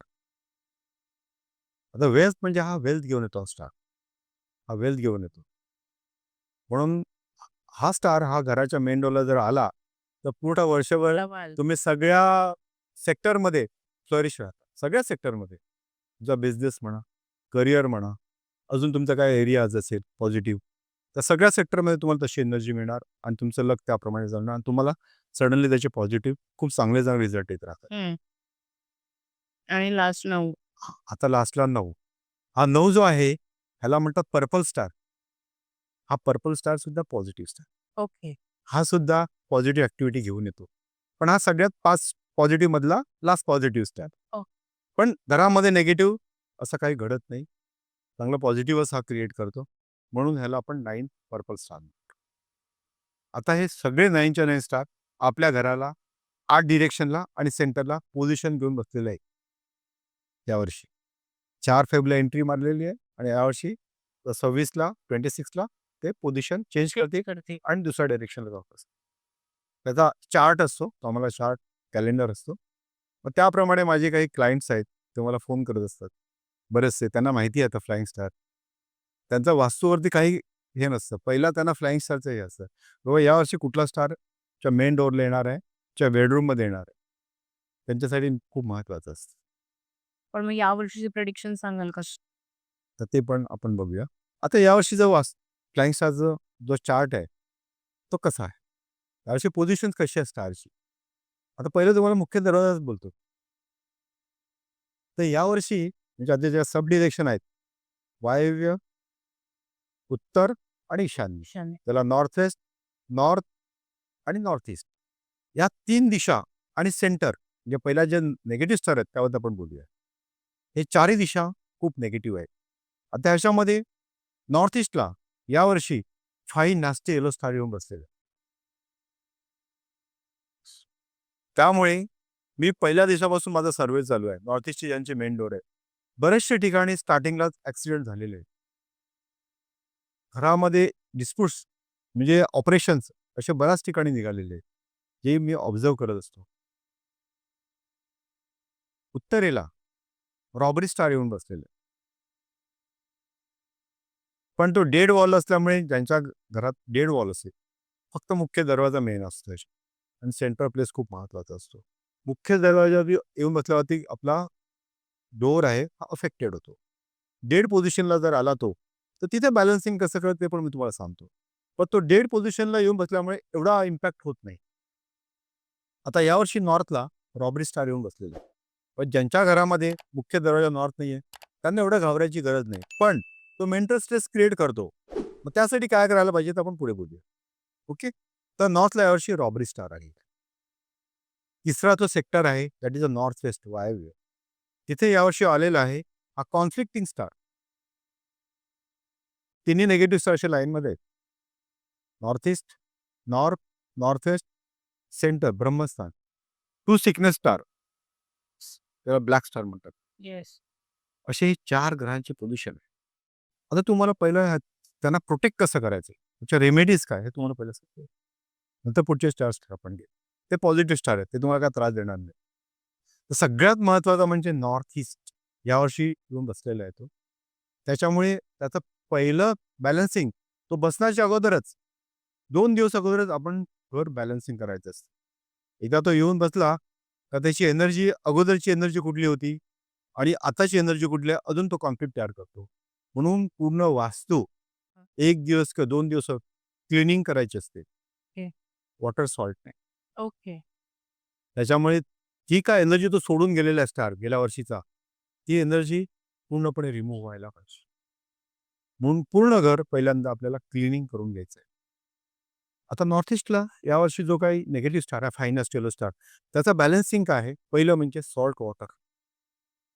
सॉल्ट वॉटर म्हणजे काय? तर रॉक सॉल्ट. त्याला आपण मोठ्या धरणाचं मीठ म्हणतो. ते थोडं मीठ घ्यायचं, काचेचा बोल घ्यायचं, थोडं पाणी भरायचं, ते मीठ सोडायचं आणि सॉल्ट वॉटर बनवून तो जो बॉल आहे, तो आपण त्या भागामध्ये, त्या एरियामध्ये ठेवायचा. साधारणतः 10 ते 15 दिवसानंतर त्यातलं पाणी संपून जाणार. परत सेम टिपिकल ते पाणी भरायचं, सॉल्ट वॉटर बनवायचं. पूर्ण वर्षभर हे पहिलं काम करायचं. त्याची जी निगेटिव्हिटी आहे, ते सॉल्ट वॉटर ॲब्सॉर्ब करत राहा. दुसरं सगळ्यात मोठी रेमेडी म्हणजे त्या भागामध्ये लाईट्स जास्त ऑन करायची नाही. लाईट्समध्ये एनर्जी आहे. लाईट्समुळे तिकडची जी जास्त ॲक्टिव्हेशन, अग्रेशन त्याचा वाढत राहतो आणि अजून घरामध्ये मेंटल स्ट्रेस वाढत. ऑलरेडी मेंटल स्ट्रेसला तो येऊन बसलेलाच आहे आणि अजून तुम्ही त्याला लाईट लावता, त्याच्यामुळे तो अजून ॲग्रावेट होतो. घरामध्ये अजून मेंटल स्ट्रेस वाढतो. म्हणून दुसरा जो पॉईंट आहे, लाईट्स जर आपल्याला हवी असेल 2 मिनिटं, 5 मिनिटं, 10 मिनिटं आपण टाकू शकतो. ओके. जास्त वेळ कंटिन्यूअस तास, 2-4 तास आपण चालू ठेवू शकत नाही. तर सगळ्यात सेकंड रेमेडीज त्याची आहे, की आपल्याला तिकडच्या भागामध्ये लाईट्स ऑन जास्त करायची नाही आहे. तिसरं आहे, तिकडे 5 रॉडची विंड चाईम, कारण मेटल त्याचं सगळ्यात मोठं रेमेडीज आहे त्या स्टारचं. कारण 8 म्हणजे अर्थ एलिमेंट. अर्थला कोण हेल्प करतं? मेटल. म्हणून तिकडे तुम्हाला मी डिटेलमध्ये सांगतो, रिझन सांगतो. म्हणून तिकडचं जे क्युअर आहे, जे रेमेडीज आहे, 5 रॉडची मेटल विंडचाईम तिथे लावणं गरजेचं आहे. त्यामुळे तिकडची जी काही एनर्जी आहे, ती हळूहळू फिट पॉझिटिव्ह होत राहते. ओके. येस. तर 3 मेन रेमेडीज आहेत. बाकी काही विशिष्ट ऑब्जेक्ट्स आहेत. त्याला 5 एलिमेंट्स पॅगोडा म्हणतात. क्रिस्टल्स आहेत. त्याला एन्काउंटर करायला अजून बरेचसे एलिमेंट, मेटल एलिमेंट्स आहेत. ती तिकडची एनर्जी एन्काउंटर करण्यासाठी. तर असे बरेचसे अजून भरपूर रेमेडीज आहेत. पण तुम्हाला शॉर्टमध्ये जे घरगुती आपण करून कमसे कम मिनिमम आपण त्याला बॅलन्स करू शकतो. तर त्याचा इम्पॅक्ट आपण 50 ते 60% असंच करून टाकतो. त्याला न्यूट्रलाइज करून टाकला. या 3 गोष्टीमुळे. तर तुम्ही स्वतः सुद्धा या 2-3 गोष्टी करून त्या स्टारचा इम्पॅक्ट आहे न्यूट्रलाइज करू शकता. येस. ओके. तर हा फायनास्ट्री स्टार होता. दुसरा जो स्टार आहे, तो तुम्हाला सगळ्यात नॉर्थला आहे. तो आहे रॉबरी स्टार. रॉबरी स्टारला सुद्धा आपल्याला तेच करायचं आहे. तिकडची लाईट आपल्याला कमीत कमी वापरायची आहे. हा सगळ्यात मोठं सोल्युशन. इथे वॉटर सॉल्ट ठेवायची गरज नाही. पण मेन डोअरला जर आला हा, तर मग तुम्हाला पुढच्या वर्षासाठी जर आला, तर वॉटर सॉल्ट पहिलं ठेवायचं आहे आणि 5 रॉडची मेटल विंड चाईम पहिली आपल्याला लावायची आहे. कारण एकदा विंड चाईम घेतली 5 रॉडची, आपल्याला किती वर्ष आपण वापरू शकतो. कारण तो घरातच कुठेतरी मूव्ह होणार. असतं. हो. इकडची उचलायची. तिकडे ठेवायची. येस. मग 3 गोष्टी आपल्याला एकदम इझिली करता येतात. उत्तरेला पण तेच यावर्षी करायचं आहे. रॉबरी स्टारला आपल्याला पहिलं आपलं काम करायचं आहे. जर तो वॉलला आलेला आहे यावर्षी, त्याचा मेन डोअर नाही आहे, तर त्यांनी काय करायचं, फक्त आपल्याला विंड चाईम किंवा लाईट्स कमीत कमी लावता येईल हा प्रयत्न करायचा. त्याला जास्त अग्रेवेट होऊ द्यायचं नाही. सेम टिपिकल पुढचा नॉर्थ वेस्ट, तिथे सुद्धा कॉन्फ्लिक्टिंग स्टार आहे. तिथे सुद्धा आपल्याला कमीत कमी कशी लाईट लावता येईल हा प्रयत्न करायचा, जेणेकरून तो स्टार सुद्धा जास्त अग्रेवेट होणार. ओके. पण तो मेन डोअरला आला असेल, तो आपल्याला सेम प्रॉब्लेम येणार. म्हणून तिथे सुद्धा सॉल्ट वॉटर ठेवायचं आहे. मेन डोअरला आल्यानंतर सॉल्ट वॉटर हा पहिला सोल्युशन, पहिली रेमेडीज आहे, ते करायचं आहे. नंतर लगेच 5 रॉडचे मेटल विंड आहे. असे हे 3 स्टार आपल्याला बॅलन्सिंग आपण केलेलं आहे. मधला जो स्टार आहे सिकनेस स्टार, हे असे ब्रह्मस्थानमध्ये आहे, सेंटरला आहे. तर ब्रह्मस्थान असल्यामुळे आपण जनरली काही जास्त लाईट्स काय लावत नाही. तिथे ऑलरेडी डार्क असतं. म्हणजे हे सगळे सेक्टर जेवढे डार्क ठेवता येईल तेवढं आपल्यासाठी पॉझिटिव्ह समजेल. लाईट्स न लावण्याचं कारण का जेवढे डार्क राहील तेवढं ते शांत असतं. जेवढं नॉइझी कमी असेल तेवढे शांत. टीव्ही असेल सपोज नॉर्थ ईस्टमध्ये कोणाचं, तर टीव्हीचा आवाज कमी करून टाकायचा. जेवढा आवाज जास्त तेवढं तो ॲग्री होते. म्हणजे नॉइझी जेवढं तुम्ही शांत ठेवणार त्या सेक्टरला, तेवढं घरामध्ये मेंटल स्ट्रेस कमी. ओके. सेम टिपिकल सेंटरमध्ये. ब्रह्मस्थानला पण इनलेस स्टार आहे. तो कुठे मेन डोअरला नाही आहे. त्यामुळे आपण सेंटरला काय जास्त एवढी काय लाईट्स लावत नाहीये. त्यामुळे तेवढं डार्क ठेवता येईल, तेवढं ब्रह्मस्थान डार्क ठेवायचं. ओके. असे आपले 4 एलिमेंट. 4 जे निगेटिव्ह निगेटिव्ह स्टार्स. ते आपण बॅलन्स केलेले आहेत. आता पॉझिटिव्ह स्टार, व्हाईट स्टार आहेत. ते ऑलरेडी तुमच्या घरामध्ये पॉझिटिव्हच घेऊन येत आहेत. जी का स्पंदन आहेत ऊर्जाचे, ते पॉझिटिव्हच घेऊन येणार आहेत. आलेले आहेत. मग त्यांना अजून आपल्याला पॉझिटिव्ह करायचे. अजून पॉझिटिव्ह केलं तर अजून तुम्हाला चांगला रिझल्ट मिळेल ना. तुमचा जो बिझनेस आहे, तुमचा बिझनेसचा ग्राफ एवढा आहे. मग तुम्ही अजूनही चांगला त्या पॉझिटिव्ह स्टारना मजबूत करतायत. त्यांना स्ट्रेंथन करतायत. अजून तुम्हाला चांगला रिझल्ट येणार. म्हणजे स्पंदन अजून तुम्ही पॉझिटिव्ह करतायत. तिकडची ऊर्जा अजून तुम्ही पॉझिटिव्ह करतायत. मग त्यासाठी काय? तर त्या सेक्टरप्रमाणे काही ऑब्जेक्ट्स आहेत. तर मी पहिला प्रायोरिटी देतो क्रिस्टल्स. आता सपोज साऊथ वेस्ट, साऊथ आणि साऊथ ईस्ट हे तिन्ही सेक्टर यावर्षी पॉझिटिव्ह आहे. साऊथ वेस्टला 8, साऊथला 6 आणि साऊथ ईस्टला 4 असे स्टार तिन्ही आहेत, पॉझिटिव्ह बसलेले आहेत. मग या ठिकाणी काय करायचं? पहिलं म्हणजे साऊथ 8 व्हाईट स्टार साऊथ वेस्टला, म्हणजे 8 क्रिस्टल्स, बंच ऑफ 8 क्रिस्टल्स आपण लावायचे. बंच ऑफ 8 क्रिस्टल्स 20 एमचे लावा, 40 एमचे लावा, किंवा तुम्ही 60 एमचे लावा. त्याच्यामध्ये सायझेस आहे. असे क्रिस्टल्स तुम्ही साऊथ वेस्टला 8 लावू शकता. साऊथला 6-7 स्टार आहे. अजून त्याच्या स्टारचं पॉझिटिव्ह वाढवायचे 6 क्रिस्टल लावू शकता. आणि साऊथ ईस्टला त्याचा नंबर आहे 4. मी 4 क्रिस्टल्स लावू शकतो किंवा 3 लावू शकतो. अजूनही बरेचसे ऑब्जेक्ट्स आहेत, पण मी क्रिस्टलचा जरी वापर केला तरी पण खूप आहे. त्यामुळे आपल्या त्या सेक्टरची जी एनर्जी आहे अजून सकारात्मक होईल आणि आपल्याला अजून शुभ ते आपल्याला ऊर्जा देतील आणि शुभ रिझल्ट आपल्याला मिळेल. अ, आदर्श वास्तूचा नकाशा कसा ओळखता येईल किंवा कसा असावा? Very good. हं. हा सुद्धा खूप छान प्रश्न आहे. कारण हे आपल्या सगळ्यांसाठी खूप महत्त्वाचं आणि सगळ्यांना त्याचं नॉलेज पण असायला पाहिजे. आता आदर्श म्हणजे काय? 5 तत्वांना बॅलन्सिंग करून जी ऊर्जा संतुलित ऊर्जा आहे, तो मेळ म्हणजे आदर्श. 5 एलिमेंट्स आहेत, त्यांना पण बॅलन्सिंग केलेलं आहे आणि त्याची जी शुभ ऊर्जा आहे, त्या वास्तूला मिळते आहे. आता हे आदर्श कसे असायला पाहिजे? तर सगळ्यात पहिलं महत्त्व म्हणजे नॉर्थ ईस्ट, ईशान्य. ईशान्येमध्ये काय असायला पाहिजे? आपण ईशान्येपासून चालू करूया. नॉर्थ ईस्ट ईशान्येमध्ये काय असायला पाहिजे? कारण तो जलतत्व आहे, वॉटर एलिमेंट्स आहे. तर तिकडे असायला पाहिजे तो कुठला सेक्टर आहे? Knowledge, spirituality, earning. तर तिथे काय असायला पाहिजे? पहिलं म्हणजे देवाचं स्थान, ओके. God's place. ईश देवता तिकडे आहे. ज्युपिटर ग्रह आहे तिकडे. ज्युपिटर प्लॅनेट तिथे गव्हर्न करतो. तर तिकडे सगळ्यात महत्त्वाचं म्हणजे टेम्पल, टेम्पल रूम. ज्यांच्या घरात छोटासा देव्हारा वगैरे असेल, तो देव्हारा ठेवू शकतात. मोठा आहे तर मोठा ठेवू शकतात. म्हणजे पहिला जो काम आहे आपलं करायचं, तो टेम्पल रूमचं करायचं. सेकंड नॉलेज एरिया येतो, मोटिवेशनल एरिया येतो. आपलं स्टडी रूम करू शकतो, योगा रूम करू शकतो. स्पिरिच्युअल ॲक्टिव्हिटी अजून तुमच्या काय आहेत त्या करू शकतात. योगा वगैरे तिकडे आपण करणं खूप पॉझिटिव्ह आहे. म्हणजे जे काही स्पिरिच्युअल पॉझिटिव्ह ॲक्टिव्हिटी आहे, ते नॉर्थ ईस्टमध्येच यायला पाहिजे. हं. तिथे निगेटिव्ह असे जे काही ॲस्पेक्ट आहेत किंवा काही रूम्स ते कुठले येतात कामा नये. म्हणजे पहिलं तुमचं काय झालं तिकडे? मग ईशान्य भागामध्ये वॉटर. वॉटर एलिमेंट आहे. म्हणून आपल्याला तिकडे study room, spiritual room, Devara या सगळ्या गोष्टी पॉझिटिव्ह गोष्टी तिकडे यायला पाहिजे. ओके. दुसरं आहे नॉर्थ वेस्ट, वायव्य. वायव्य म्हणजे काय? कम्युनिकेशन. मग तिथे आपल्याला बैठक रूमवर यायला पाहिजे. ओके. मीटिंग्स रूमवर यायला पाहिजे. कम्युनिकेशन, गेस्ट आले तर ते येतात आणि जातात. कम्युनिकेशन. अशा रूम्स तिकडे पाहिजे. आदर्श रूम्स आहेत. मधली नॉर्थ. नॉर्थ म्हणजे कोणाशी रिलेटेड आहे? कुबेराशी. पैसा, हेल्थ, वेल्थ. तिकडे काय पाहिजे? तिजोरी. तिजोरी आपण ठेवणं खूप महत्त्वाचं. हं. ओके. चौथा सेक्टर वेस्ट, त्याला पश्चिम दिशा म्हणतो. क्रिएटिव्हिटी सेक्टर आहे, मग तिथे काय असायला पाहिजे?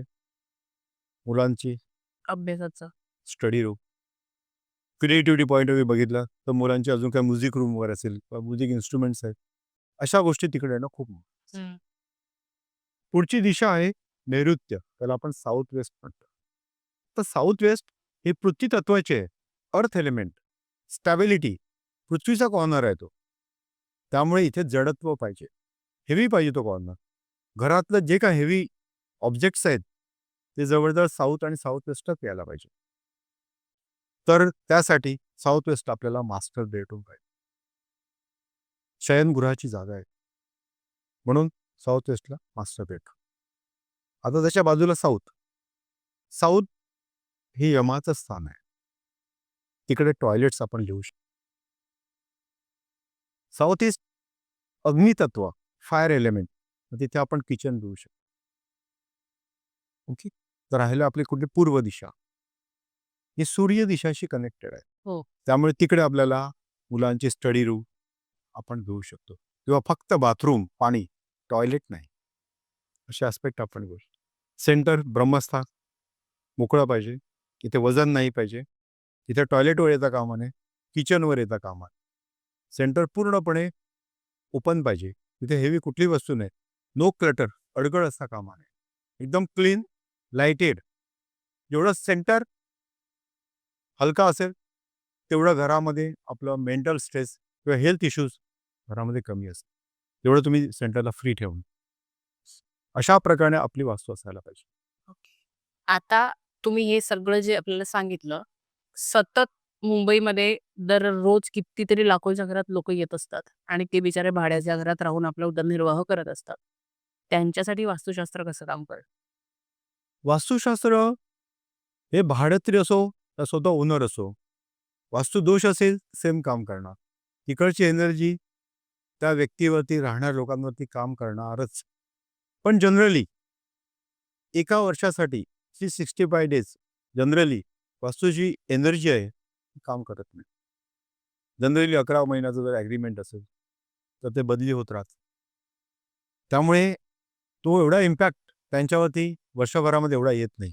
जरीसुद्धा वास्तुदोष असेल तरीसुद्धा मोठ्या प्रमाणात वास्तुदोष असेल, खूप मोठ्या प्रमाणात, जसं ईशान्य कट असेल, जसं साऊथ वेस्ट नैऋत्य कट असेल, सेंटर ब्रह्मस्थानमध्ये टॉयलेट्स वगैरे, किचन वगैरे आहे किंवा हेवी ऑब्जेक्ट्स आहेत, अशा वास्तूमध्ये मग त्यांना थोडंसं त्रास होऊ शकतो. मग त्यासाठी जे कोण ओनर आहेत त्यांनी आपली वास्तू, जर त्याला थोडीफार आयडिया असेल, त्यांनी आपली वास्तू तिथे गृहशांती वगैरे, उदक शांती वगैरे, किंवा वर्षातून एकदा सत्यनारायणची पूजा वगैरे करणं खूप महत्त्वाचं आहे. जेणेकरून जी काही निगेटिव्हिटी आहे ती पॉझिटिव्हिटीमध्ये कन्वर्ट होऊन जो कोण तिथे राहायला येईल त्याला कमसे कम पॉझिटिव्ह त्याचे रिझल्ट मिळतील, त्याला काही त्या दोषात इफेक्ट होणार. ओके. फेंगशुई हे भारतात कसं काम करतं? म्हणजे विचारायचं हे, की हवामान बदललं, संस्कृती बदलली, की त्याच्यातही काही बदल होतात? हे कसं नेमकं काम करतं? ओके. कसं आहे की आपला पूर्ण जो आपला जगाचा जो मॅग्नेटिक पोल आहे, हा कसा आहे उत्तर आणि दक्षिण. दक्षिण. हा तर कुठे चेंज होत नाही. बरोबर. उत्तरेला तुमची अप एनर्जी आहे, दक्षिणेला तुमची सिंकिंग एनर्जी आहे. त्यामुळे तो जो मॅग्नेटिक पोल आहे सेम असल्यामुळे तुम्ही कुठेतरी जगाच्या कानकोपऱ्यात गेलात तरी फेंगशुई असू दे या वास्तुशास्त्र असू दे, हे सेमच काम करणार आहे.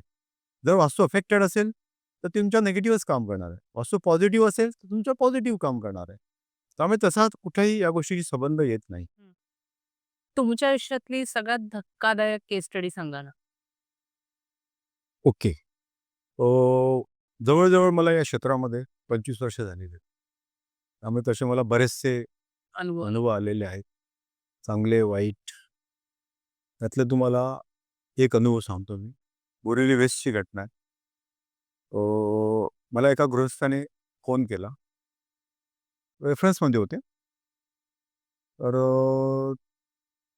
त्यांचा मेहुणा म्हणजे त्यांच्या मिसेसचे भाऊ, ते बोरिवली वेस्टला राहतात. तर त्यांनी मला सांगितलं त्यांचं कन्सल्टिंग करायचं आहे. तर ते अगोदर पहिला मला बोलले की तिथे दोघे जण राहतात. तर मुलगा राहतो आणि वडील आणि मुलगा राहतो. आई त्यांची ऑफ झालेली आहे. तर मी म्हटलं, "किती वर्षापासून राहतात?" तर झालं म्हणे, "10 वर्ष झाली." तर तुम्ही कन्सल्टिंग करू शकता का? बरं असं-असं. त्यांनी मला ब्रीफमध्ये सांगितलं, की सध्या ते लोकं त्या वास्तूमध्ये राहत नाही. कुलूप लावून दुसऱ्या ठिकाणी राहतात. एक आपल्या मुलीकडे राहतो, कधी माझ्याकडे येतात आणि मुलगा आहे तो मामांकडे राहतो. वडील आहेत, ते कधी दुसऱ्या मुलीकडे, कधी आमच्याकडे राहतात. मला खूप त्याचा म्हणजे खूप मी प्रायोरिटीवरती ही केस घेतली. एवढं इम्पॅक्ट आहे, तर आपण करूया. प्रायोरिटीवरती घेऊया. कारण ते म्हणत होते, की मुलगा खूप तणावाखाली आहे. त्यांचा शॉप आहे, शॉपवरती जात नाहीयेत. मामांकडे झोपून असतात. कुठेच जात नाहीत. एवढं ते तणावाखाली आहेत आणि खूप मेंटल स्ट्रेसमध्ये आहेत. तर मी म्हटलं, अशी गोष्ट आहे तर मी प्रायोरिटीवरती घेतो. उद्याच्या उद्या आपण व्हिजिट ठेवूया. मग ते आले स्वतः. त्यांचे मामा आले. असे दोघे-तिघे आले. स्वतः तो मुलगा आला. वडील तर त्यांच्या मुलीकडे होते. ते आले नाहीत. ते कंटिन्यू आजारी असायचे. कंटिन्यू आजारी असायचे. त्या वास्तूमध्ये तिथे राहत होते.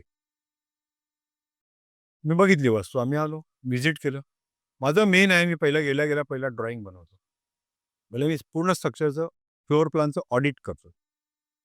एक-एक कॉर्नर मी ऑडिट करतो. टेक्निकली बघतो मी. कारण मी स्वतः सिव्हिल इंजिनिअर असल्यामुळे मला ड्रॉइंग मी एक-एक इंच म्हणजे असं नाही की मी त्या प्लॅनचे 9 भाग जर केले, तरीसुद्धा ते पुढे-मागे 19-20 फक्त होऊ शकतं, जास्त होऊ शकत नाही. एवढे एक्झॅक्टली मी ते प्लॅन बनवतो. त्याच्यामुळे किती डिग्रीमध्ये एखादा कॉर्नर आहे, एक्झॅक्टली मी ते लोकेट करत असतो. मी 10 ते 15 मिनिटामध्ये यांचा प्लॅन बनवला आणि ती वास्तू बघितली. जे मला त्यावेळेला फोन करताना सांगितलं होतं, जे मी काय विचार केला होता, कशामुळे एवढी वास्तू डिस्टर्ब आहे, तेच मला तिकडे मिळालं. त्या वास्तूमध्ये नॉर्थ ईस्टमध्ये मोठा कट होता. साउथ वेस्टमध्ये टॉयलेट होता आणि सेंटरमध्ये किचन. ओके. म्हणजे पूर्ण तुम्हाला आयडिया आली असेल, हो. की पूर्ण नॉर्थ चुकीचं. ईस्टमध्ये वास्तुपुरुष कसा असतो, डायगोनली असतो, तर डोकं पूर्ण बाहेर गेलं. पाय अनस्टेबल झाले होते, डोकं अनस्टेबल झालं होतं आणि ती सेंटर म्हणजे ब्रह्मस्थान, जे आपल्या शरीराला नाभी आहे, तशी ती सेंटरमध्ये नाभी आहे. आणि या नाभीवरती जर लोड झाला, तर तिथे नकारात्मक ऊर्जा आली, तर जसं आपण आपल्या नाभीवरती जर प्रेशर दिला, तर आपलं शरीर कसं अस्वस्थ होतं की नाही? होय. तसंच जी ऊर्जा आहे तिकडची, जी पूर्ण घरामध्ये सकारात्मक ऊर्जा आहे, ते जास्तीत जास्त प्रमाणात सेंटरमध्ये ॲब्झॉर्ब करत असतं. सेंटर खेचून घेतो. आणि ती ऊर्जा जर डेड झाली, तर घरामध्ये राहिलं काय? जे ऊर्जेचं स्तोत्र आहे, तेच बंद झालं. जी घरामध्ये इक्वल सगळ्या एलिमेंटला एनर्जी देते, 5 एलिमेंटला, जे ऊर्जा पुरवते, तेच जर डेड झालं, तर काय होईल? ॲडिशनली नॉर्थ ईस्ट कट होतं, साउथ वेस्ट टॉयलेट होतं. त्यामुळे दोन्ही वॉटर एलिमेंट्स, अर्थ एलिमेंट्स आणि सेंटरसुद्धा अर्थ एलिमेंट आहे. दॅट इज अ पृथ्वी तत्व आहे. पूर्णपणे डिप्रेस झाले होते. एवढी निगेटिव्हिटी क्रिएट झाली होती, मला गेल्या एंट्री मारल्या मला जनरेट व्हायब्रेशन समजतात वास्तूमध्ये. मला स्वतःला तिथे एकदम हे झालं होतं मी, म्हणजे असं निगेटिव्ह इम्पॅक्ट येत होतं माझ्या ह्याच्यावरती. होय.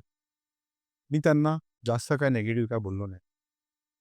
त्यांचं एकच होतं, की आम्हाला हे घर लॉक करून किंवा लॉक करायचंय किंवा आम्हाला रेंटवर द्यायचंय.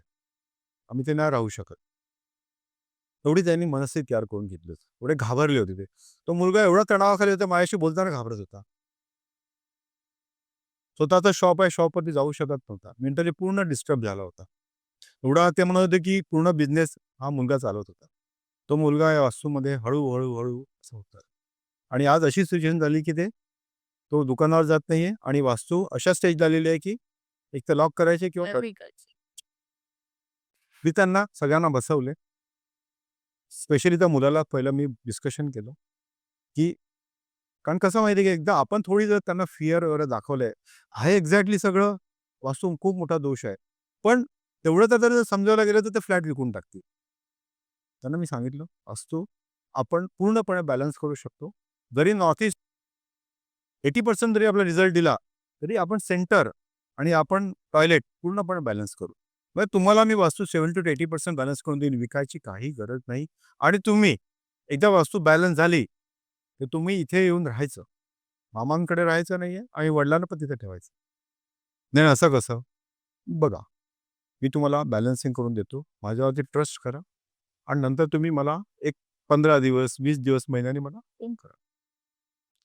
मी प्रायोरिटीने ती केस घेतली. कारण माझ्यासाठी खूप मोठी गोष्ट होती. Challenge होतं. चॅलेंज होतं माझ्यासाठी. कारण या स्टेजला ते पोहोचले होते आणि त्यांना परत इकडे घेऊन येणं त्या वास्तूमध्ये इट्स व्हेरी डिफिकल्ट टास्क. आणि ते मी केलं. पूर्ण वास्तू मी खरोखर मी 2 ते 3 दिवस त्या वास्तूच्या पाठीमागे जे काही इफेक्टिव्ह एनर्जी बॅलन्सिंग ऑब्जेक्ट्स आहेत, ते मी लावण्याचा प्रयत्न केला. लावलं. काही लाईट्स आहेत. जनरली लाईट्समध्ये आहे ना एनर्जी असते. आणि ती तिकडची जी एनर्जी डेड झालेली असते, त्याला हळू-हळू लाईव्ह करते. लाईट्स हा सगळ्यात मोठा बॅलन्सिंग फीचर्स आहे. पण तुम्हाला ते कलर कॉम्बिनेशन त्याचं माहिती पाहिजे. त्या सेक्टरप्रमाणे तुम्ही ती लाईट्स लावायला पाहिजे. त्यांना काही शॉर्टकट टिप्स दिल्या. मी काही जास्त काही खर्च वगैरे काही केला नाही. त्यांना जे जनरल टिप्स दिल्या, की त्यांनी लगेच त्यांना पहिलंच मी सांगितलं होतं, की तुम्हाला इम्प्लिमेंट करायचं आहे. याच्यामध्ये मी तुम्हाला सांगून जाणार हे काय मॅजिक नाहीये, जादूची कांडी नाहीये. हे सायन्स आहे, एनर्जी बॅलन्सिंग आहे. तुम्हाला हे करायचं आहे. हे तुम्ही करणार असेल, तर माझा 100% मी तुम्हाला सांगतो, की तुम्हाला हे घर सोडायची गरज नाही. त्यामुळे आम्ही 100% करू. म्हणजे ते हे होते ते मला बोलले, ते की "मामा, आम्ही 100% करू. तुम्ही फक्त सांगा आम्हाला." आणि खरोखर त्यांनी जे मी काय सांगितलं सगळं त्यांनी केलं. आठवडे विदिन वीकमध्ये केलं त्यांनी. एवढा हाय प्रायोरिटी ते. राहत तिकडेच होते ते, तोपर्यंत इथे राहत नव्हते. हाय प्रायोरिटीवर त्यांनी ते केलं. मी काय सांगितलेलं जे काही लाईट्स वगैरे सगळ्या बाकीच्या गोष्टी ते पण त्यांनी सगळं केलं. त्यांनी मला साधारणतः एक 1.5 का 2 महिन्याच्या आतमध्ये कॉल केला त्यांच्या. ज्यांनी मला कॉल केला त्या मेहुण्यानी. मला कॉल केला, "साहेब, दोघेही राहायला गेलेले आहेत. दोघांनाही आता पॉझिटिव्ह वाटतं आणि मेहुण्यानी दुकानावरती पण जायला चालू केलं. तुमचे धन्यवाद." मला सुद्धा खूप बरं वाटलं कारण ज्यांची तयारी इथपर्यंत होती सोडून जाण्याची किंवा विकण्याची, त्यांना आपण बरोबर. त्या वास्तूला स्टॅबिलाइज करून त्यांना आपण वाचवलं. तर मला खूप आनंद म्हणजे खूप सकारात्मक वाटलं, की त्यांनी पण कसं आहे, की तुम्हाला इम्प्लिमेंटेशन ह्याच्यामध्ये कसं आहे तुम्हाला करणं माहिती ट्रस्टही पाहिजे. ट्रस्ट ट्रस्ट आणि करणं. मी 2 गोष्टी अगोदरच सांगितल्या. ट्रस्ट विश्वासाने करायला पाहिजे. विश्वासाने केलात तर तुमचे पॉझिटिव्ह वाइब्स त्या ऑब्जेक्टला किंवा त्या घरामध्ये जे काही फीचर्स आहेत त्यांच्याशी मॅच होणार. बरं. अगदी बरोबर. पहिली गोष्ट विश्वास. तर अशी ही एक माझ्यासाठी मोठं चॅलेंज होतं. ते आपण पॉझिटिव्ह करून त्यांना दिलेलं आहे. आता आपण सध्याच्या जे समाजात खूप आपल्या चाललंय डिव्होर्स प्रकरण, एक्स्ट्रा मॅरिटल अफेअर प्रकरण, अ, हल्लीचं खूप वाढलंय हे. बेडरूममध्ये आरसा कुठल्या दिशेला असावा आणि तो चुकीच्या दिशेला असेल तर त्याचे काय परिणाम होतात? ह्याच्या संदर्भात आम्हाला खूप छान प्रश्न आहे. ड्रेसिंग टेबल बेडरूममध्ये का ठेवू नये? सायंटिफिकली तुम्हाला मी सांगतो. सायंटिफिकली त्याचं असं आहे, ड्रेसिंग टेबलमधलं जे मिरर आहे, हे एक एलिमेंट आहे. हे वॉटर एलिमेंट आहे. आणि आपल्या शरीरामध्ये जे हार्ट आहे, that is a fire element. Both are opposite characters. काय काम करणार ते? डायरेक्ट आपल्या हार्टवरतीच काम करणार. त्यामुळे आपल्याला हार्ट रिलेटेड सुद्धा डिसीज येऊ शकतात. कारण मिररमध्ये यिन आणि यांग दोघांचं कॉम्बिनेशन आहे. पण त्याच्यामध्ये जास्त यांग एनर्जी असते. पॉझिटिव्ह एनर्जी असते. त्याच्यामुळे रात्री डार्क झाल्यानंतर ही एनर्जी जास्त काम करायला लागते. आणि स्पेशली ते जर मिरर समोर असेल, तर डायरेक्टली आपल्या बॉडीवरती रिफ्लेक्शन आहे त्या एनर्जीचा. डायरेक्टली 100%. त्यामुळे हसबंड वाईफ दोघांमध्ये रिलेशन प्रॉब्लेम पण क्रिएट होतो. डिव्होर्सचे प्रॉब्लेम पण तयार होऊ शकतात. थॉट्स चेंज होऊन जातात. कधी-कधी बऱ्याचशा घटना मी माझ्या कन्सल्टन्सीमध्ये बघितलेल्या आहेत, की मेल किंवा फिमेल ज्याचा जास्त इम्पॅक्ट आहे त्या एनर्जीचा, त्यांना हळू झोपून उठल्यानंतर एक 10 मिनिटं, 15 मिनिटं, 20 मिनिटं बसून राहावं लागतं. म्हणजे असं ब्रेन त्यांचं असं हे होतं एकदम इम्बॅलन्स. इम्बॅलन्स. 10-15 मिनिटांत त्यांना थोडं बॅलन्सिंग येतं आणि नंतर मग ते काम करायला लागतं. हे का होतं? त्यासाठी ड्रेसिंग टेबल बेडरूममध्ये तुम्ही जेवढं अवॉइड कराल तेवढं तुमच्यासाठी चांगलं आहे. जर तुम्हाला ठेवायचं असेल तर मिरर तुम्ही आतून घेऊ शकता. जे उघडल्यानंतर ते तुम्हाला दिसेल. Okay. किंवा ते पण पॉसिबल नसेल तर शॉर्टकट तुम्ही एखादं टॉवेल, बेडशीट्स असं ते रात्रीच्या वेळेला फक्त तुम्ही त्याला बंद करू शकता. दिस इज अ डेड स्क्रीन, म्हणजे ते काहीच नाही. वॉटर फीचर नाहीच आहे. जुन्या काळी ना गोदरेजच्या कपाटाला ना पडद्यासाठी एक कयाट ते म्हणजे काम झालं की तो झाकून दिला जायचा पडदा. तिला किती हुशार होते लोक. प्रत्येक कपाटाला ते असायचं. त्याचं कारण काय? कळत नकळत त्यांना कुठेतरी म्हणजे तयार झालं की तो पडदा झाकला जायचा म्हणजे आरसा झाकला जायचा. येस येस, आता कळलं मला. म्हणून ते डेड स्क्रीन करून टाका. तिथे वॉटर एलिमेंट नाहीये. म्हणजे आपलं म्हणजे त्यामुळे काय झालं, आपण पूर्ण प्रोटेक्ट झालो. म्हणून ड्रेसिंग टेबल 99% अवॉइड केलं तर खूप चांगलं आहे. आणि ठेवायचंच असेल तर तुम्ही एक तर तुम्ही आतून ग्लास घ्या, अदरवाईज तुम्ही त्याच्यावरती रात्री झाक. दिवसा गरज नाही, कारण दिवसा सनलाईट असते. सनलाईटमध्ये ते काम करत नाही. म्हणून तुम्ही रात्री ही प्रोव्हिजन करू शकता. म्हणून हा खूप महत्त्वाचा पॉईंट आहे. आणि बरेचसे केसेस मी माझ्या कन्सल्टंट बघितलेले आहेत. 80% लोकांचं ड्रेसिंग टेबल एक्झॅक्टली समोरच असतं. आणि त्यांना त्यांचे इफेक्ट पण जाणवलेले आहेत. त्यांनी तुरंत लगेचच त्यांनी काढलेले आहेत. हाय प्रायोरिटीमध्ये आणि एकतर घरात बेडरूममधून काढलेले आहेत, या तर त्याला कव्हर करतात, या त्याला कर्टन बनवून घेतलेले आहेत. खूप मेजर्स इम्पॅक्ट येतात. Yeah. म्हणून तुम्ही जेवढं अवॉइड कराल मिरर ड्रेसिंग टेबल ह्याच्या बेडरूममध्ये तेवढंच खूप चांगली गोष्ट आहे. Yes, okay. आता एक आपण पॉडकास्टच्या अगदी शेवटाला आलोय. देव्हारा, त्याची दिशा, तो कुठल्या दिशेला असावा? ओके. देव्हारा सुद्धा घरातला मेन हार्ड पोझिशन आहे. देव स्टॅबिलाईज तर आपण स्टॅबिलाईज. देवाची पोझिशन बरोबर नाही तर घरामध्ये सगळे वास्तुदृष्ट्या कधी-कधी होतं म्हणजे कोणाच्या घरी आपण गेलो आणि नवीन-नवीन घर असतं त्यामुळे आमचं घर बघा, घर बघा आणि देव्हारा असा विचित्र दिशेला असला ना, की तुम्हाला काहीतरी वेगळं वाटतं. देव्हाराच आहे, देव सगळे ठेवले आहेत. मला का ते कनेक्ट होत नाहीये? मला का ते बरं वाटत नाहीये? एक तर ती ऊर्जा आपल्याला जाणवते. म्हणजे माझ्याबरोबर असं झालंय. देव्हारा कुठल्या दिशेला असावा असं तुम्हाला वाटतं? एक्झॅक्टली. पहिली गोष्ट म्हणजे देव्हारा मेन दरवाजासमोर असता कामा नये. ओके.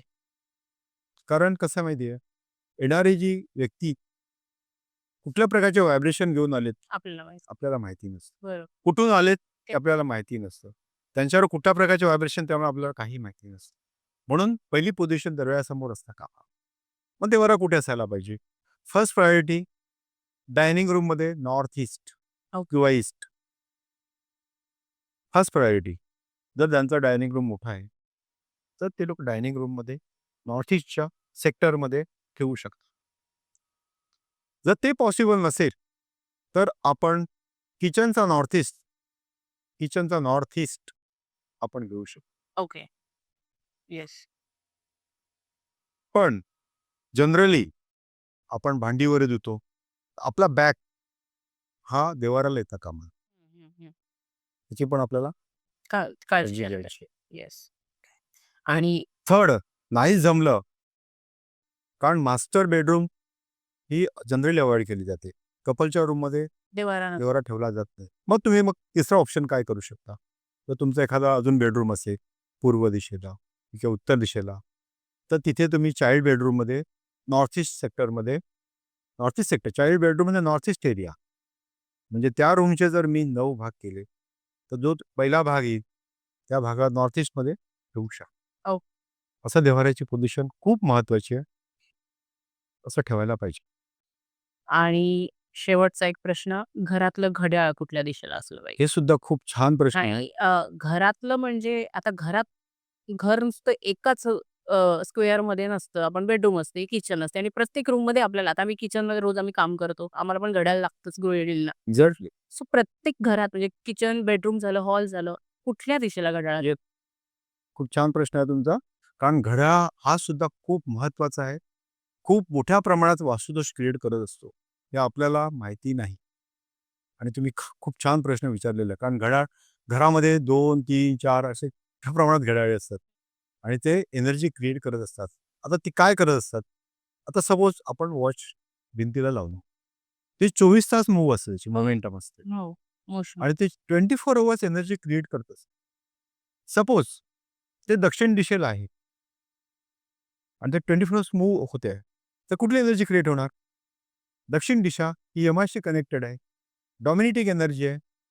मग पूर्ण घरामध्ये ती एनर्जी क्रिएट होऊन सर्क्युलेट. मग आपण कुठे घड्याळ लावायला पाहिजे? आपल्या पॉझिटिव्ह डिरेक्शन कुठल्या आहेत? ते देवाचे स्थान आहेत. दॅट इज स्पिरिच्युअल डिरेक्शन कुठल्या आहेत? That is a north east, north, north west, east, sun direction. या 4 डिरेक्शनमधली first priority north east, second north, north west किंवा ईस्टला तुम्ही या 4 ठिकाणी. ते सुद्धा मी जसं मला विचारलात की भरपूर रूम असतात, हो. तर फर्स्ट प्रायोरिटी घराचा मेन सेक्टर नॉर्थ ईस्टचा. सपोज ते नाही मिळत असेल, तर सपोज तुमचा एरिया आहे ईस्ट, तर ईस्टमधला तुम्ही नॉर्थ ईस्ट, ईस्टमधला नॉर्थ, ईस्टमधला तुम्ही नॉर्थ ईस्ट घेऊ शकता किंवा ईस्टमध्ये ईस्ट घेऊ शकता. हो. पण जनरली साऊथ वेस्टची जी बेडरूम आहे किंवा साऊथकडची जी बेडरूम आहे, साऊथ ईस्टकडची जी बेडरूम आहे, या बेडरूममध्ये अवॉइड केलेलं खूप चांगलं आहे. कारण जरी तुम्ही साऊथच्या रूममधली नॉर्थ जरी जागा पकडली, तरी सुद्धा मी 9 पार्ट जर केले, तर साऊथ वेस्टच येणार आहे. त्याचा पहिला पार्ट आहे, तो पूर्ण साऊथ वेस्टच येणार आहे. ही वॉल झाली तुमची साऊथ आणि ही नॉर्थ झाली, तरी सुद्धा तो एरिया जो आहे एक पार्टचा, तो साऊथ वेस्टच आहे. त्यामुळे तिकडची एनर्जी साऊथ वेस्टचीच मिळणार आहे. हे फक्त मनाला समाधानासाठी वाटतं की मी नॉर्थवरती लावली. ती एनर्जी आपल्याला मिळता कामा नये. ही डॉमिनेटिंग एनर्जी आहे. कारण साऊथ वेस्ट म्हणजे हा डायरेक्टली राहूशी कनेक्टेड येतो. एक दैत्य त्याच्याशी कनेक्टेड आहे. तिकडची साऊथ म्हणजे यमाशी कनेक्टेड आहे. मग ती डॉमिनेटिंग एनर्जी किंवा साऊथ ईस्ट म्हणजे अग्नितत्वाची आहे. ती एनर्जी अग्रेशन आपल्या घरामध्ये सर्क्युलेशन होता कामा नये. मग त्यासाठी आपल्याला जे मेन सेक्टर आता मी बोललो, त्या सेक्टरमध्येच आपला घड्याळ सारवायचे. खूप महत्त्वाचं घड्याळ हा फीचर आहे. याच नोटवर मी या एपिसोड ची सांगता करते. Thank you so much sir. तुम्ही आज आम्हाला इतकं छान नॉलेज दिलं. तुमच्या इतका 25 वर्षाचा अनुभवातले खूप छान-छान किस्से आमच्यासोबत शेअर केले. त्याबद्दल मनापासून धन्यवाद. आणि तुम्ही व्ह्युअर्स तुम्हाला जर सरांकडनं सर्व्हिस घ्यायची असेल, तर सरांचे सगळे डिटेल्स मी डिस्क्रिप्शनमध्ये देते. सर होम व्हिजिट पण करतात आणि होम व्हिजिट करून तुमच्या पूर्ण ब्लूप्रिंट घराच्या ब्लूप्रिंटचा अभ्यास करून तुम्हाला योग्य तो सल्ला नक्की देतात. जर तुम्हाला सरांशी जोडायचं असेल, तर डिस्क्रिप्शनमध्ये डिटेल्स आहेत. दुसरी गोष्ट म्हणजे तुम्ही सगळे भरभरून तुमचा जो वॉच टाईम आहे आमचा, जो आहे सबस्क्रायबर्सचा किंवा नवीन-नवीन फॉलोअर्स जे आहेत, ते तुम्ही व्ह्यूअरशिप जे आहे, ते व्ह्यूज आमचे छानपैकी वाढतात आहेत. दर महिन्याला वाढतात आहे. पण तुम्ही सबस्क्राईबचं बटन दाबायला मात्र विसरताय. तर सबस्क्राईब करा, लाईक करा, शेअर नक्की करा आणि कमेंट करा. धन्यवाद.